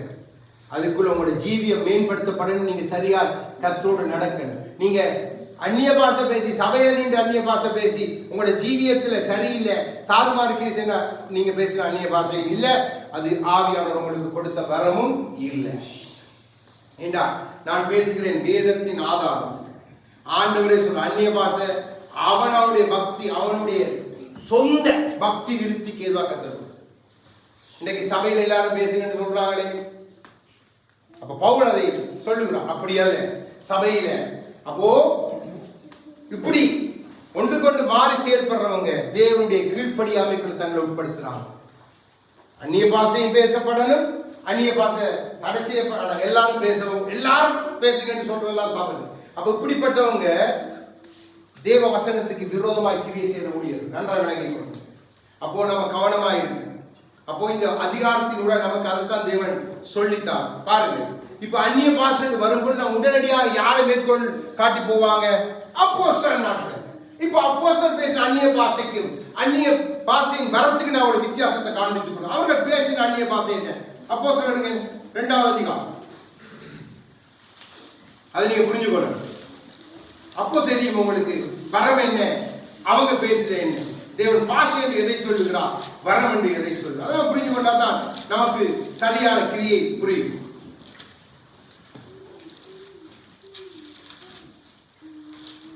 எட்டாவது வாசிங்க, ஏழை வட்டியை வாசிங்க, அப்பதான் உங்களுக்கு விளங்குமா.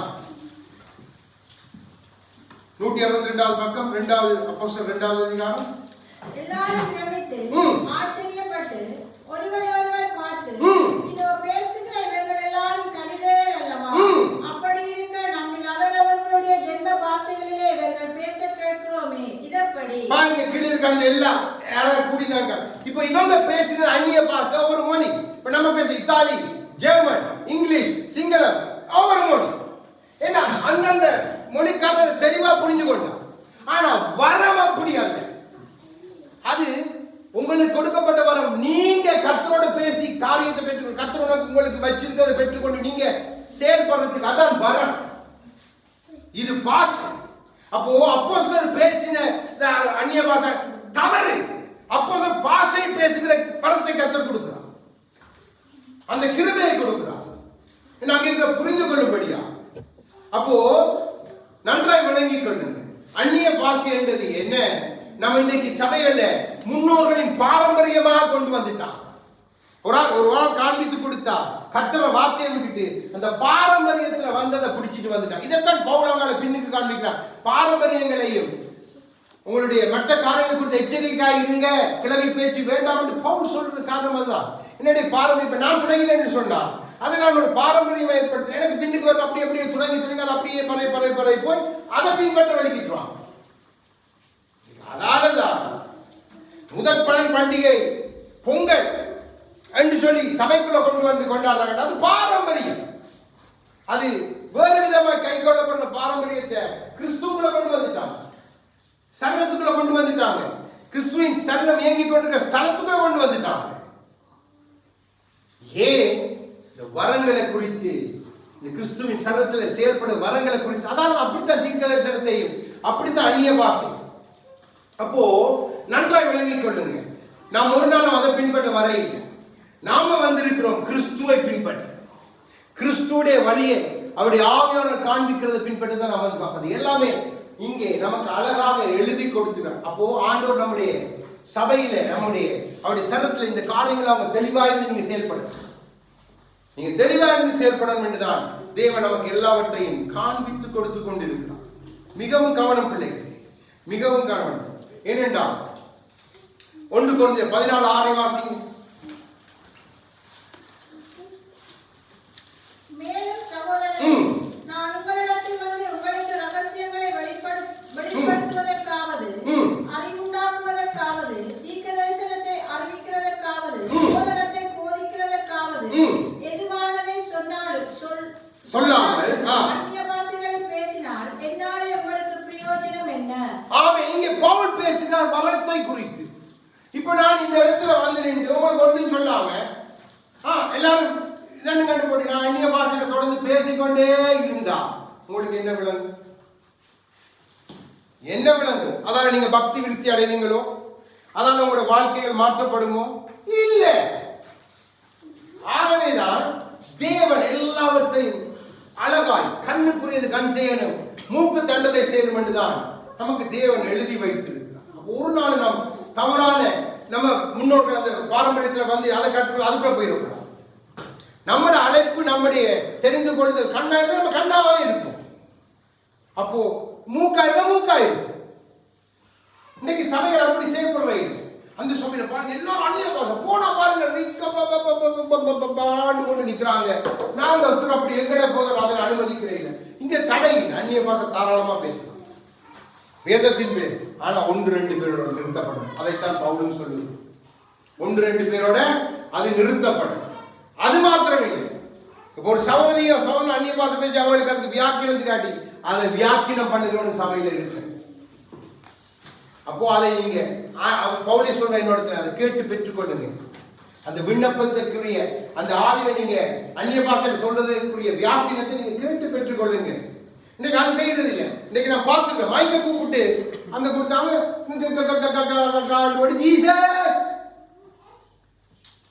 பாத்தீங்களா, அந்த சோதரி ஆவியை நிரம்பிட்டா அந்நிய பாஷை பேசுறா. தவறு, தவறு. அப்போ அந்த ஊழியனுக்கு அதனுடைய முக்கியத்துவம், அந்த வரங்களுக்குரிய காரியம் விளங்குதான். ஒரு நாள் அப்படி அந்த கிரியல் செய்யற சபையில நீங்க கொஞ்சம் எச்சரிக்கையா இருங்க. இல்லைன்னு சொன்னா அது நமக்கு டேஞ்சரை கொண்டு வந்து. ஆகவேதான் பாருங்க பவுல் சொல்ற 1 கொரிந்தியர் 14:13 வாசிக்க. முதலாவது 13வது வசனம்.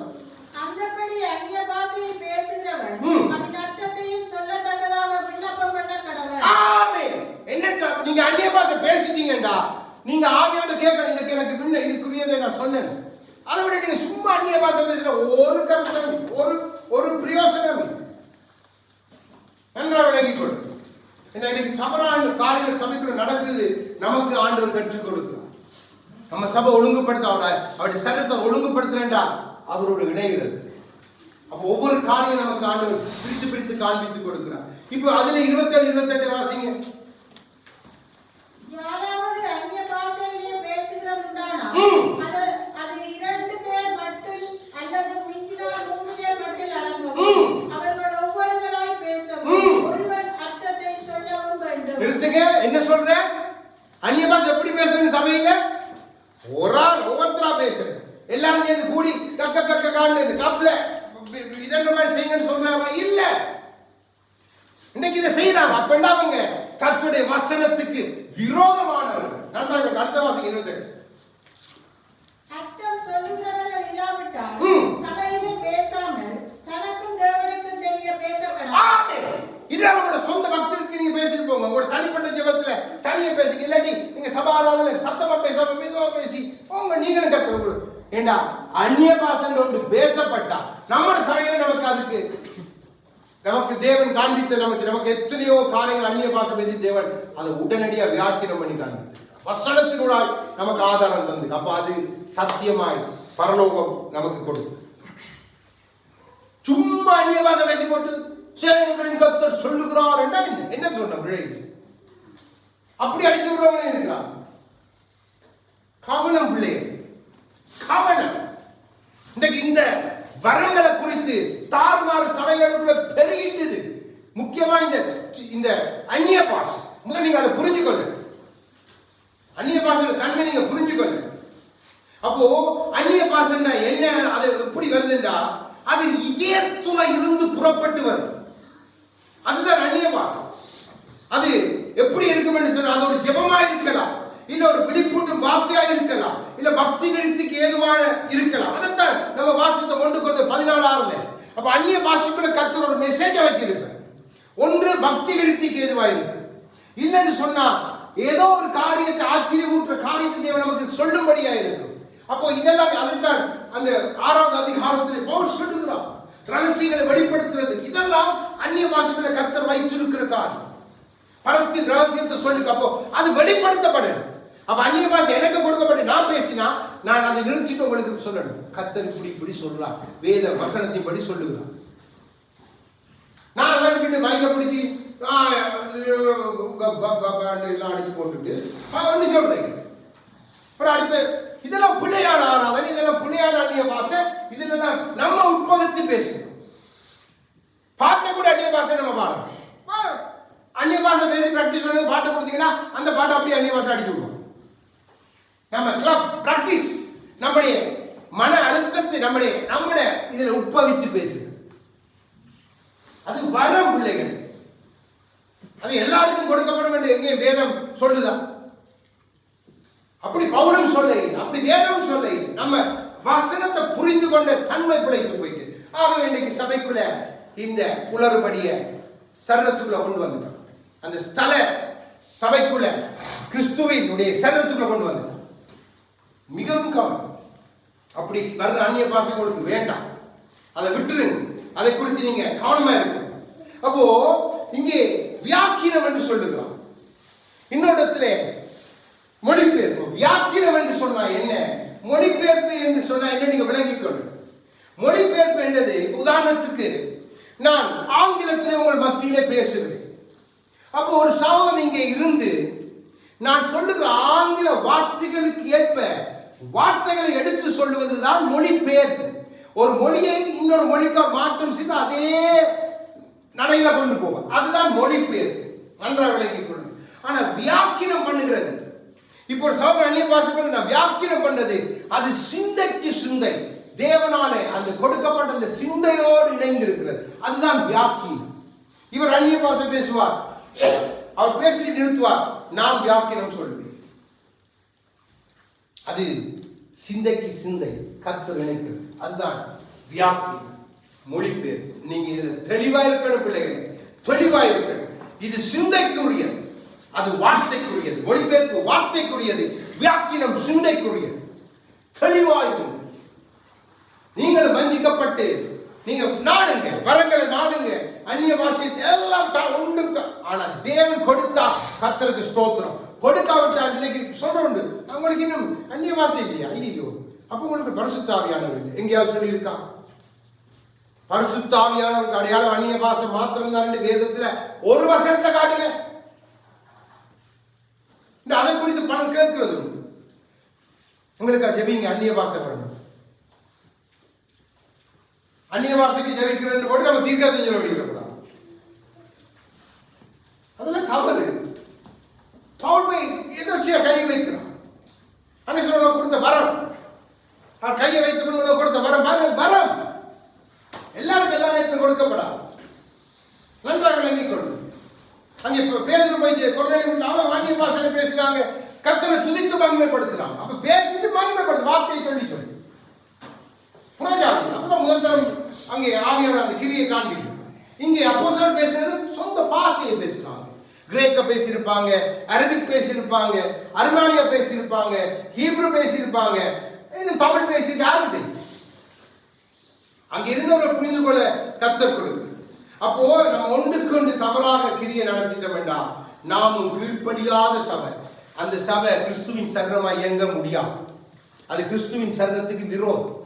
அதை தேவன் ஒரு நாளும் விரும்புகிறது இல்லை. நன்றாய் விளங்கிக் கொள்ளுங்க. ஆகவே நாம் தேவனுடைய காரியங்களை நோக்கி பார்க்கணும். இப்போ தீர்க்க தரிசனம் என்ன? இப்ப நீங்க பழைய ஏற்பாட்டு தீர்க்கதரிசிகளுக்கும் புதிய ஏற்பாட்டு தீர்க்கதரிசிகளுக்குள்ள வித்தியாசத்தை புரிஞ்சு கொள்ளுங்க. அப்போ என்ன, பழைய ஏற்பாட்டு தீர்க்கதரிசிகளுடைய முக்கியமான அவர்கள் அங்க சொன்னதெல்லாம் என்ன? கர்த்தருடைய இனி வரப்போகிற எதிர்காலத்தை, கர்த்தருடைய வருகையை, கர்த்தருடைய ஜனங்கள் எப்படி அங்கே இதுகளை தான் அவங்க சொன்னாங்க. அது பழைய காலத்து தீர்க்கதரிசி. ஆகவேதான் யோவான் சாணன் கடைசி அந்த பழைய ஏற்பாட்டு காலத்துல கடைசி தீர்க்கதரிசியா வெளிப்பட்டு அங்கே 2 ஸ்தானத்துக்கு நடுவே அவர் வெளிப்படுகிறார். அப்ப அவர் வந்து சொன்ன காரியம் என்ன? முதலாவது என்ன சொன்னார்? மனம் திரும்புங்க. அப்போ புதிய ஏற்பாட்டு தீர்க்கதரிசி எப்படிப்பட்ட ஒரு தீர்க்கதரிசி சொல்றா? மனுஷனுக்குரிய பக்தி விருத்திக்கும் புத்திக்கும் ஆறுதலுக்கும் சவாலிட்டு ஊன்ற கட்டுவதா இருக்கிறதா அவன் சொல்லுவான். 1 கொரிந்தியர் 14:3 வாசிங்க. தீர்க்கதரிசனம் சொல்லுகிறவனும் மனுஷனுக்கு பக்தி விருத்தியும் புத்தியும் ஆறுதலும் உண்டாகத்தக்கதாக பேசுகிறான். ஆமென். இதுதான் புதிய ஏற்பாட்டு தீர்க்கதரிசனம். இப்ப அடிச்சு பிரதர் நீங்க உள்ளுக்குள்ள இந்த கலர் போட்டுக்கிறீங்க, உங்களோட கார்டு நம்பர் இது, உங்களோட கார்டு நம்பர் இது தேவையா? அதால அவனுக்கு பக்தி விருத்தி வருமா? என்ன வரும்? யோசிச்சு பாருங்க. இங்க வேதம் சொல்லுது, அழகா தீர்க்கதரிசனம் சொல்லுகிறவனோ மனுஷனுக்கு பக்தி விருத்தியும் புத்தியும் ஆறுதலும் உண்டாக பேசு. ஆகவே சொல்லுகிறான். நீங்க எல்லாரும் தீர்க்கதரிசனம் சொல்லுங்க. தீர்க்கதரிசனம் நீங்க எல்லாரும் சொல்லுங்க. நீங்க ஒரு சாதம் போட்டு புத்தி சொல்ல, நீங்க தீர்க்கதரிசனம் சொல்றீங்க. கவனம் சவனே கவனம், எதிர்காலம் இப்படி மோசமா இருக்க போது வாழ்க்கையை மாத்து, நீங்க தீர்க்கதரிசனம் சொல்றீங்க. அவருக்கு அவர் ஆறுதல் படுத்துறீங்க, அவர் பக்தி விருத்திக்கு ஏதுவாய் இதன்றீங்க. அப்ப நீங்க ஒரு தீர்க்கதரிசி.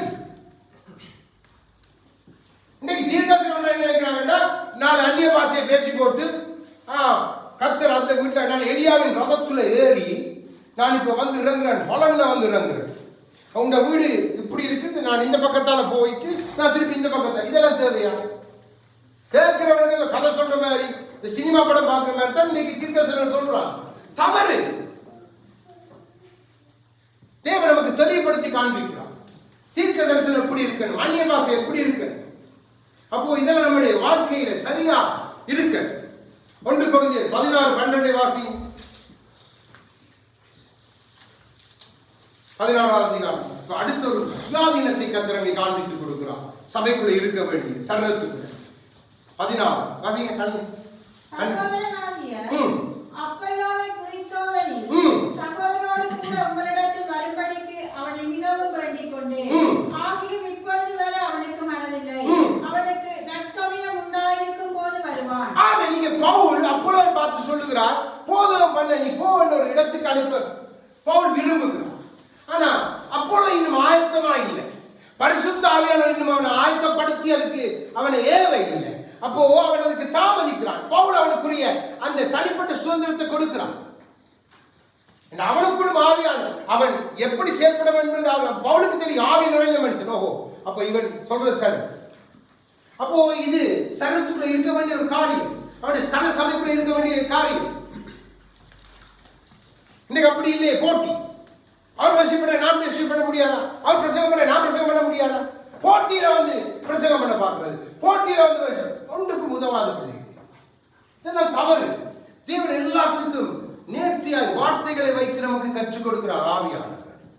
ஒரு நாளும் நாம் தவறான காரியங்களுக்குள்ள போயிட்டு நாம் காரியங்கள் செய்யும் பொழுது தவறாய் முடிந்து விடும். அப்போ அதிலே வாசிங்க 14வது வசனத்தை வாசிங்க. 16 உங்கள் காரியங்கள் எல்லாம் அன்போடு செய்யப்பட. ஆமென். பாத்தீங்களா? அன்போடு எல்லாத்தையும் அன்புக்குள்ள கொண்டு சொல்ற எல்லாம். அப்ப அன்பை நிமித்தம் ஒரு சபை கிரியை செய்ய வெளிக்கிட்டா அந்த வரங்கள் சரியாய் செயல்படும். அந்த ஒருவருக்கு ஒரு விட்டு கொடுப்பாங்க, தாழ்மையா இருப்பாங்க. என் வேலை இன்னும் நான் ஆயத்தமாக, ஆண்டவர் சொன்ன மாதிரி என் வேலை இன்னும் வர இல்லை. ஸ்ரீ உனக்கு என்ன? நம்ம அப்படி இருக்கும். இல்ல பிரதர், நான் இன்னும் கொஞ்சம் என்ன ஆயத்தப்படுத்த விரும்புறேன், நான் சரியில்லை, கொஞ்சம் எனக்கு டைம் தாங்க. அப்போ அதுல கர்த்தர் பிரியமா இருக்கிறார். கர்த்தர் அவனை ஆயத்தப்படுத்துவார், அவளை ஆயத்தப்படுத்துவார். நன்றாக விளங்கிக் கொள்ளுங்க. இன்னைக்கு அப்படி இல்லை. அவர் பண்ற போயிட்டு போதட்டு கேட்கிறது, அவர் பண்றது நானே பண்ணக்கூடாது, அவருக்கு பண்ணுவது நான் பண்ண முடியாது. தவறு பிள்ளைகளே. அப்படி எந்த கிரியையும் ஆவியானவர் அனுமதிக்கிறது இல்லை. அப்படி எந்த கிரியும் இங்க வேதம் நமக்கு எழுதி வைக்கவும் இல்லை. இன்னைக்கு அப்படித்தான் சபையில் நடக்குது.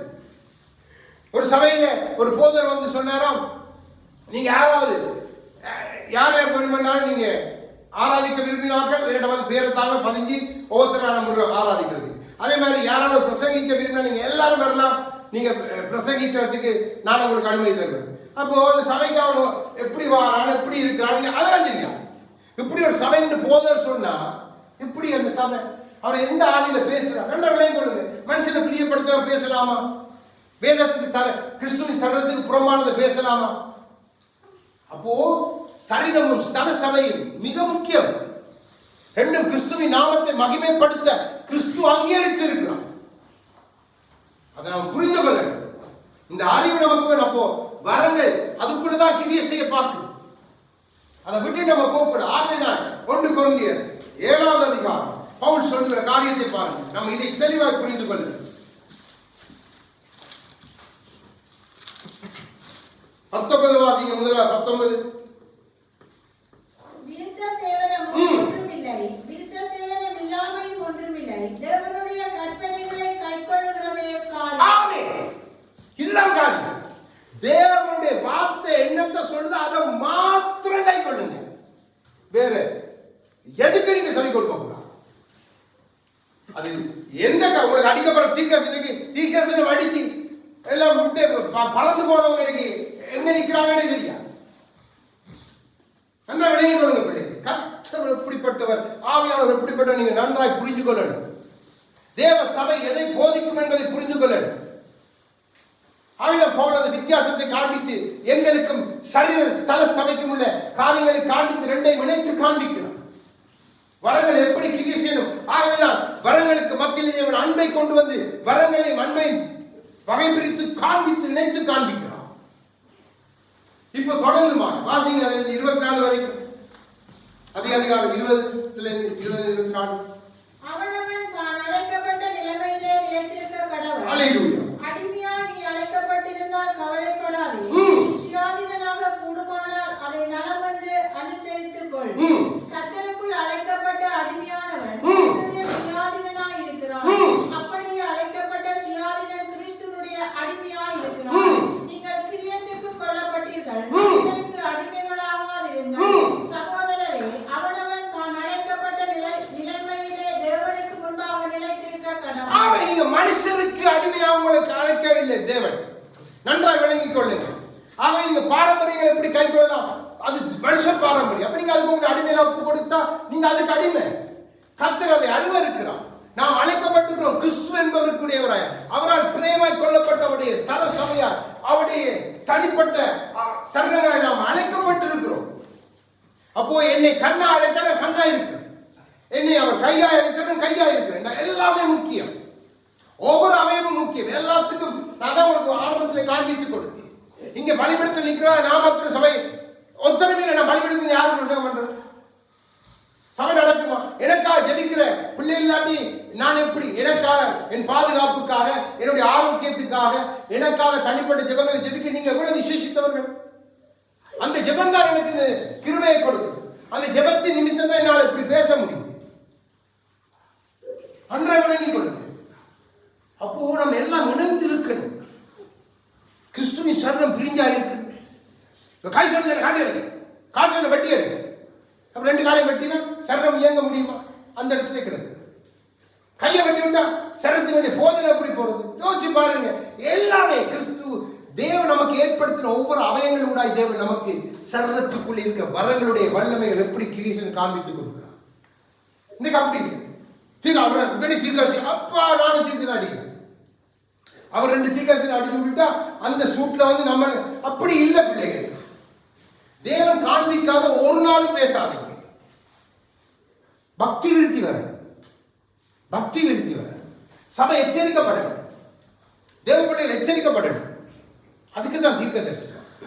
அந்நிய பாஷை உங்களோட பக்தி விருத்திக்கும் சபைக்கும் நீங்க அங்க தேவனிடத்திலிருந்து ரகசியங்களை கொண்டு வந்து கொடுக்கலாம். நல்ல வெளிப்பாடுகளை கொண்டு வந்து கொடுக்க. வேதம் அப்படித்தான் சொல்லுது. எனக்கு தெரிஞ்ச அந்நிய பாஷையும் எனக்கு தெரிஞ்ச தீர்க்க தரிசனமும் ஆவியானவர் காண்பித்துக் கொடுத்தபடி வேதத்தில் தான். இதை விட்டுட்டு நம்ம வேறு விதமாய் காரியங்களை செய்ய போயிட்டோம் என்று சொன்னா நம்ம தவறிடும்.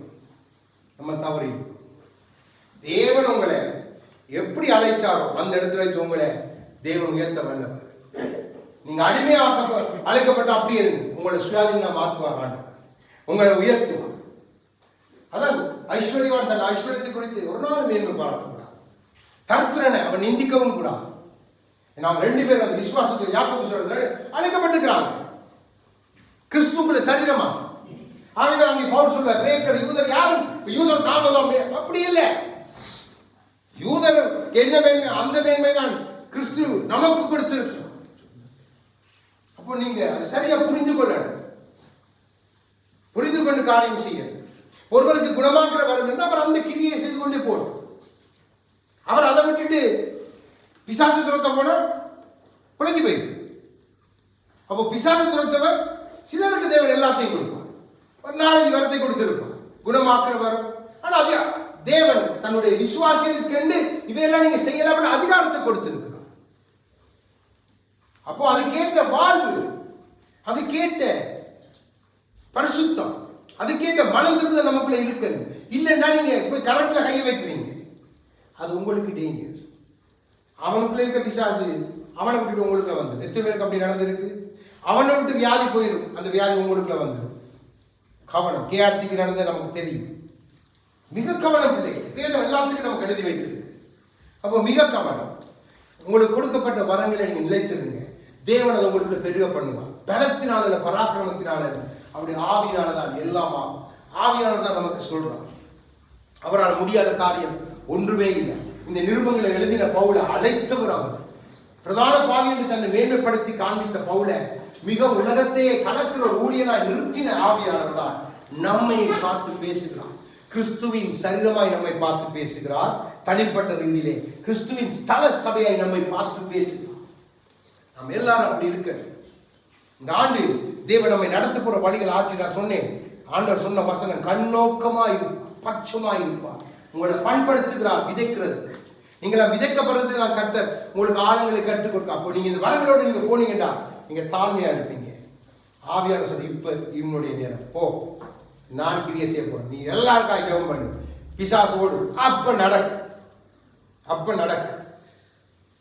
நன்றாக ஒரு நாள் எனக்கு என்னுடைய வளம் இருக்கு தெரியுமா, நான் அப்படி நான் ஜெபித்தா தெரியுமா, நீங்க அப்படித்தான் பேசுறாங்க. உங்களுடைய தீர்க்காசி ஜெபிச்சாருன்னா ஓ அப்படி உங்களுடைய தீர்க்காசி பாருங்களா, அவர்தான் பப்பா பப்பா பப்பா பப்பாண்டு. இன்னைக்கு இப்ப இலங்கையில பெரிய ஒரு சபையை நம்மட இங்க இருந்து போனவங்களும் பப்பா பப்பாண்டு எங்கேயோ எங்கேயோ நிற்கிறாங்க. நன்றாக விளங்கி கொள்ளுங்க பிள்ளைகளே. சத்தியத்தை விட்டு நீங்க போயிட்டீங்கண்டா சாத்தான உங்களோட வஞ்சனை பிள்ளை அழகா கொண்டு போகும், அழகா கொண்டு போகும். எனக்கு பேசுறதுக்கு எந்த பயமும் இல்லை. ஏண்டா என் ஆவியானவர் என்னோட நான் எங்கேயும் இதை பேசுவேன். ஏண்டா வசனம் ஒரு நாள் போய் சொல்லலாம், மனுஷன் போய் சொல்லலாம். நான் உங்களுக்கு காண்பித்து கொடுத்த அத்தனை வசனத்துல இருக்கு. போய் தியானி. 12ஆம் அதிகாரத்தை தியானிச்சு பாருங்க, 14 தியானிச்சு பாருங்க, அதுக்கு 13 தியானிங்க. ஏன் தேவன் ஆவியானவர் சத்தியம் உள்ளவர், பொய் சொல்லுறதுக்கு மனிதனே அல்ல. நன்றாய் விளங்கிக் கொள்ளுங்க. வியாக்கியம் என்ன, மொழிபெயர்ப்பு என்ன நன்றாய் தெரிந்து கொள்ளணும். அப்போஸ்தலர் பேசின அந்நிய பாஷை அது என்ன, அது பாஷை. நமக்கு கொடுக்கிறது வரம். வரம் எல்லாருக்கும் கொடுக்கப்படுதா? இல்லை, அவனவனுக்கு பிரயோஜனம் உண்டு அக்கல் கொடுக்கப்படுது. சிலர் வார்த்தையிலே வல்லமே அறிஞ்சிருவாங்க. அவங்களுக்கு வார்த்தையை பார்த்துட்டு அந்த ஆண்டவர் ஞானத்தை கொடுத்துருங்க. அதை புரிந்து கொள்ற ஞானம், அதை போதிக்கிற ஞானம், அதை பிரசங்கிக்கிற ஞானம், அதனுடைய அறிவை கொண்டு அப்ப அவங்களுக்கு தேவன் அதை கொடுப்பான். அவனவன் பிரயோஜனத்துக்கு கர்த்தர் சகலத்தை பிரித்து வச்சிருக்கிறார். அப்ப கை சொல்லக்கூடாது, நான் போய் கன்னட வேலை செய்யணும், இதே சொல்லக்கூடாது, என்ன வெளியே நான் கன்னட வேலை செய்ய முடியுமா? இதே வெளியில வந்துருந்தா கை போய் கண்ணில் கண்டுபிடிக்கிட்டா ஒன்றும் தெரியாது. அப்ப அதான் இருக்க வேண்டியது இருக்கு. கர்த்தர் தான் உயர்த்துகிறார். அப்போ நாம் சபையாக அந்த ஆவியானவர் நம்மை உயர்த்துகிறவர், அந்த ஆவியானவர் இந்த ஐக்கியத்திலே மகிமைப்படுகிறவர், அந்த ஆவியானவர் நமக்கு கற்றுக் கொடுக்கிறார். அப்போ தீர்க்க தரிசன வரம் எப்படி இருக்கணும், அந்நிய பாஷை வரம் எப்படி இருக்கணும், உங்களோட சுயாதீன வரங்கள் எப்படி இருக்கணும், அதே மாதிரி கிறிஸ்துடைய சரீரத்துக்குள்ளே எப்படி எப்படி கிரியை நாம் நடப்பிக்கணும், இதைத்தான் தேவன் நமக்கு கற்றுக் கொடுக்கிறார். நாம் புரிந்து கொள்ள இலகுவாக நீங்க நன்றாய் புரிந்து கொள்ளலாம். அப்போ வரங்களை குறித்து நீங்க புரிஞ்சு கொள்ளணும் தான் தேவன் விரும்புகிறார். தேடி வாசிங்க, புரிந்து கொள்ளுங்க.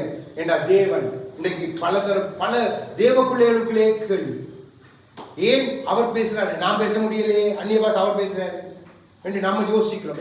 இதில் அந்த மன அழுத்தங்களை கொண்டு வந்துடும். நம்ம தவறா போயிருந்து நம்ம தனிப்பட்ட ஜெபாரிலிருந்து நம்ம சும்மா அந்நிய பாஷெல்லாம் பேச வேண்டிக்கிட்டோம். அப்படி பேச பேச பேச சத்து கொண்டு வாயில போட்டுவான். அது உங்களுக்கு அந்நிய பாசமா இருந்தா தெரியும், ஆனா சாத்தானுக்கு தெரியும் அது என்ன பாசம். ஏன்னா அநேகர் பிசாசு பிடித்து பிசாசு அவர்களை விட்டு ஓடி போவதற்கு முன்பாக அந்நிய பாசையில வெளுவென்று வெளுத்து அப்படியே இதனிட்டு போனது. நமக்கு தெரியும். நம்ம சுவிட்சர்லாண்டுக்கு போயிட்டு ஒரு குடும்பம் டிவோர்ஸ் டிவோர்ஸுக்கு என்னோட யாரும் வந்தீங்க எனக்கு ஞாபகம் இல்லை. நாங்கள் போய் ஜெபிச்சோன்னே அந்த மகன் உடனே அந்நிய வாசம், கை வச்ச உடனே அந்நிய வாசம் 2 பேர். ஆனா பிறகு கணவன் மனைவிக்குள்ள டிவோர்ஸ் பண்ணிக்கலாம். அப்போ கவனம் பிள்ளை எல்லாத்தையும் நீங்க ஞானம் மட்டும் இருக்கக்கூடாது, நீங்க குழந்தைகளா புத்தியில இருக்கக்கூடாதுதான் ஆவியானவர் உங்களுக்கு அழகாக ஒரு தகப்பனாக காண்பித்துக் கொடுக்கிறார். அப்போ இது எனக்கு பிரயோஜனமா இருந்துச்சு. ஆவிதான் இதை தியானித்த வேளையில என் கண்கள் திறக்கப்பட்டது, என் மனைவிக்கும் பதில் கொடுத்தேன், சகோதரனுக்கும் என்னால் பதில் கொடுக்கக்கூடியதா இருந்தது. இன்றைக்கு உங்கள் மத்தியிலும் வந்து அதை சொல்லுகிறேன். அப்போ மிக கவனம். ஒரு சாட்சியை சொல்லிட்டு நான் செய்தியை முடிக்கிறேன். வெள்ளிக்கிழமை ஒரு சாட்சி ஒன்று பார்த்தேன், கட்டாயம் தெரிஞ்சு கொண்டேன். ஒரு முஸ்லிம் சகோதரி 46 வயது, ஸ்காட்லாண்டில் இருக்கிறாங்க. அவங்க 3 பிள்ளைகள். கணவனுடைய பேர் ஒமர், அப்புறம் மகனுடைய பேர் ஒரு மகனுடைய பேர் லூனா, சாரா, இன்னொரு 3 பிள்ளைகள். மிகவும் இஸ்லாம் அவருடைய மதத்தில் மிக மிக வைராக்கியம் உள்ளது. மிக பெரிய சும்மா ஆளில பெரிய ஒரு அக்கௌண்ட், ஒரு பெரிய கம்பெனி. அப்போ தன் பிள்ளைகளுக்கு தன்னோட இருக்கிற ஆட்களுக்கு எல்லாம் இஸ்லாத்தை குறித்து சொல்லி அங்க இருக்கிற அநேகர் அவர் நிமித்தம் இஸ்லாத்தை ஏற்றுக்கொண்டாங்க, இஸ்லாமை ஏற்றுக்கொண்டாங்க. அப்போ இந்த சகோதரி அதை குறித்த ஒரு வைராக்கியம், அதை குறித்த ஒரு பெருமை, அதை குறித்த ஒரு இது அந்த தன்னுடைய அதாவது அந்த ரிலீஜியஸ் அந்த அவருடைய கிரியைகளாக மிகவும் அதுக்கு வேண்டி தன்னை அர்ப்பணித்த ஒரு மகன். நல்ல காசுக்கு குறைகள் எல்லாம். ஒரு நாள் கார் எடுத்துட்டு டிரைவ் பண்ணி போக்குள்ள அவர் சொன்னா முன்னுக்கு ஒரு பெரிய ஒரு ட்ரக் போய் இருக்குது. அப்போ அந்த ட்ரக்ல எல்லாம் இந்த பெரிய பெரிய அந்த கம்பி எல்லாம் வச்சு அந்த ட்ரக் போய் கொண்டு இருக்குது. அப்போ இவன் அந்த ட்ரக்குக்கு பின்னாக ஸ்லோ பண்ணி போய் கொண்டு இருக்கக்கூட இதே ஒரு எச்சரிப்பு மாதிரி வந்து கொண்டிருந்த அவர் சொல்றாரு. அது என்னன்னு எனக்கு தெரியல, ஒரு வித்தியாசமான சூழ்நிலை. நான் அதை சிந்திச்சுக்கொண்டு அப்படியே போய்கொண்டு திடீர்னு பார்த்தா அந்த ட்ரக் என்ன செய்திருக்கு, போய் கட்டில் ஏறின உடனே அந்த ட்ரக் கட்டியிருந்த அந்த இதெல்லாம் அந்த கம்பி வந்து அப்படியே அடிச்சு காருக்குள்ள அடிச்ச அடியில எல்லாம் நொறுங்கி இவ அப்படியே கார் இதண்டு அந்த இதுக்குள்ள போயிட்டான். உடனடியாக இவ அந்த அந்த நிமிஷமே வைக்கும் மரணம், உடனடியாக மரணம். அவன் சொல்றான் அவன் மருத்துவ இது படி 15 நிமிஷத்துக்கு மேல அவன் மரணம். என்ற சரத்துல ஜீவனே இல்லை. அந்த 15 நிமிஷம் தான் என்கவுண்டர். அவ அந்த உடனே அந்த ஆத்மா எடுபட்ட உடனே அவ சொன்னா எல்லாத்தையும் விட்டு ஒரு அது எந்த அந்த நினைவும் இல்லை, இந்த பூமிக்குரிய எந்த நினைவும் இல்லை. தன் பிள்ளையை குறித்து தான் நினைக்கல, தன் கணவனை இந்த ஒன்றுமே நினைக்கலையா. தன் எடுபட்டோட பார்த்தது ஒரு சின்ன வெளிச்சத்தை முதலாவது பார்த்தான். ஒரு சின்ன வெளிச்சம் வர வர வர வர அந்த திடீரென்று பார்த்தா அந்த வெளிச்சம் பெரிதாகி அந்த வெளிச்சத்துக்குள்ள நான் ஒரு மனிதனை பார்க்கிறேன். ஒரு மனிதனை பார்க்கிறேன். அவர் என்னோட பேசவே இல்லை. அவர் என்ன பார்த்த பார்வை அந்த பிரகாசமான வெளிச்சம் அவர் இவையோட பேசினா அவருடைய இதயத்தில் எல்லாத்தையும் விளங்கப்படுத்துறேன். அப்போ முதலாவது ஆண்டவராய்க்கு காண்பித்த காரியம் என்ன, முகமது அவங்க இன்னைக்கு சொல்றாங்க முகமது தானுங்கிற நபி அவருக்கு கொடுத்தது ஆண்டவர் அவருக்கு அந்த கேப்ரியல் தூதன் என்று சொல்லி எங்களுக்கு கேப்ரியல் தூதன் தான் என்கிற முகமது கொண்டு கட்டளைகள் எல்லாத்தையும் பரலோகத்தில் இதெல்லாம் ரகசியமெல்லாம் சொன்னேன்னு சொன்னேன். அந்த காட்சி ஆண்டவர் காண்பித்தார். முதலாம் பா நீ நம்பிக்கொண்டு இருக்கிற இதுல இந்த குரானை எழுதினவனுக்கு இந்த குரானை கொடுத்தவன் யாருன்னு பார்த்தா அங்க பார்த்தா தூதனுடைய சாயல் கேப்ரியல் அந்த ஒரு சாயல் தூதன். ஆனா பின்னுக்கு இருட்டு அவைக்கு அப்ப விளங்குது. ஓ இது இருட்டு சாத்தான் அந்த காலத்தின் வண்ணமெல்லாம் இதை கொடுத்துருக்கு. அப்ப இதை ஆண்டவர் விளங்க ஆண்டவர் ஒரு வார்த்தையும் பேசவே இல்லையா. அவர் சொன்ன எல்லாம் தன் இதயத்தில் அப்படியே அந்த பார்வையில ஒவ்வொன்றா விளங்கி கொண்டிருக்குது. அப்ப அடுத்தது காண்பித்தார் அவருடைய திருமண காரியங்கள், அவர் செய்த எல்லா தில்லும் உள்ளது. அவர் இப்ப என்ன மாதிரி எங்க எல்லாத்தையும் அப்படியே அந்த மகனுக்கு காண்பித்திருக்கிறார். காண்பித்து போட்டு அந்த மகனுடைய குடும்பத்தில் அவருடைய 3 பிள்ளைகளையும் காண்பித்து இந்த இஸ்லாமில் இருந்தா அவங்களுடைய முடிவு எப்படி இருக்குமென்று காண்பித்தார். அவருடைய கணவன் முடிவை காண்பித்தார். அதுக்கு பிறகு தனக்குள்ள அவங்க ரட்சிக்கப்பட்ட எப்படி அவங்களோட வாழ்க்கை இருக்குமென்றதை காண்பித்துட்டு அதுக்கு பின்பாக சொன்னாராம். அந்த அடுத்த காட்சியாக வருதான், அவரை ஏற்றுக்கொண்டு அவ படப்போகிற பாடுகள். அவ்வளவுதான். அந்த செகண்டோட அவ்வளத்தையும் காண்பித்த உடனே பார்த்தா இங்க வந்தா அவைய சுற்றி ஆட்கள் நிற்கிறாங்க, எல்லாம் இது பண்ணி கொண்டு இருக்கிறாங்க. இது வந்துட்டு டாக்டர்ஸுக்கு ஆச்சரியம், மெடிக்கல் மிராக்கிள். அவங்களாம் நம்ப முடியல. எப்படி ஒரு சரீரத்துல ஒரு இந்த அடி வாங்கி உள்ளுக்குள்ள ஒரு அவயமும் டேமேஜ் ஆகல, ஒன்றுமே இல்லை. அப்ப இவ பார்த்து அந்த நேரத்தில் கண் விழித்தோடனே பார்த்தா கணவன் பக்கத்துல இருந்து கையை பிடிச்சிட்டு கண் விழித்தோடனே சொன்னாங்க, ஜீசஸ் இஸ் லார்ட், இயேசுவே தேவனுடனே. கணவன் கையை பிடிச்சி இந்த கணவன் தன்னை கையை அப்படி உருக்கி பிடிக்கிறாராம், திருப்பி கேட்கிறாராம், என்னண்டு ஜீசஸ் இஸ் லார்ட் வந்துட்டு. அதே பிறகு வீட்டை வந்த பிறகு கணவனுக்கு அவைக்கு பயங்கர முரண்பட சொன்னாராம். இமாமிட்ட கொண்டு போய் இவளுக்கு அந்த பைத்தியம் விழுந்து அடி வாங்கினதை இவளுக்கு மூளை இதன்ட்டு தவறான இதெல்லாம் சொல்றான்னு சொல்லி பயங்கர பாடுகள் அந்த மகளுக்கு கணவன் விடாது.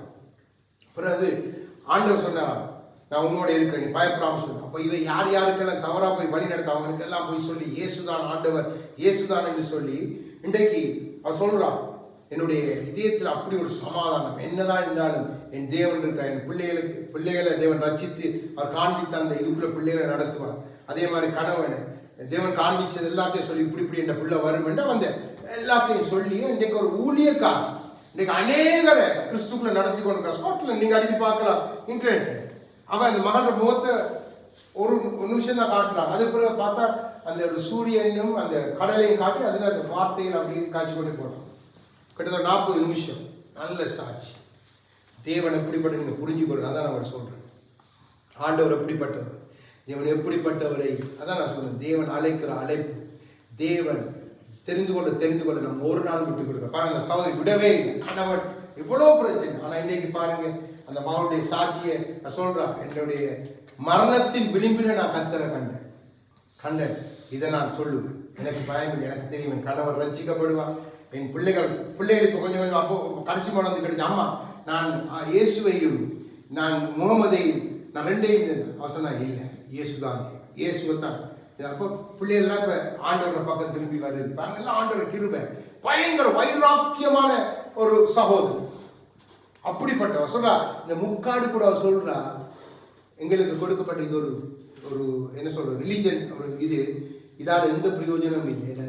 முக்காடை போட்டு நாங்கள் செய்தல, இந்த முக்காடை கர்த்தர் நீக்கி நாங்கள் சொல்றோம். இந்த முக்காடை இருந்தவரையால் எனக்கு கிறிஸ்துவ பார்க்க முடியல, இப்ப நான் பார்க்கிறேன். இப்ப அவர் கொடுத்திருக்கிற அந்த முக்காடுடைய அந்த அருமையை நான் புரிஞ்சிருக்கிறேன்.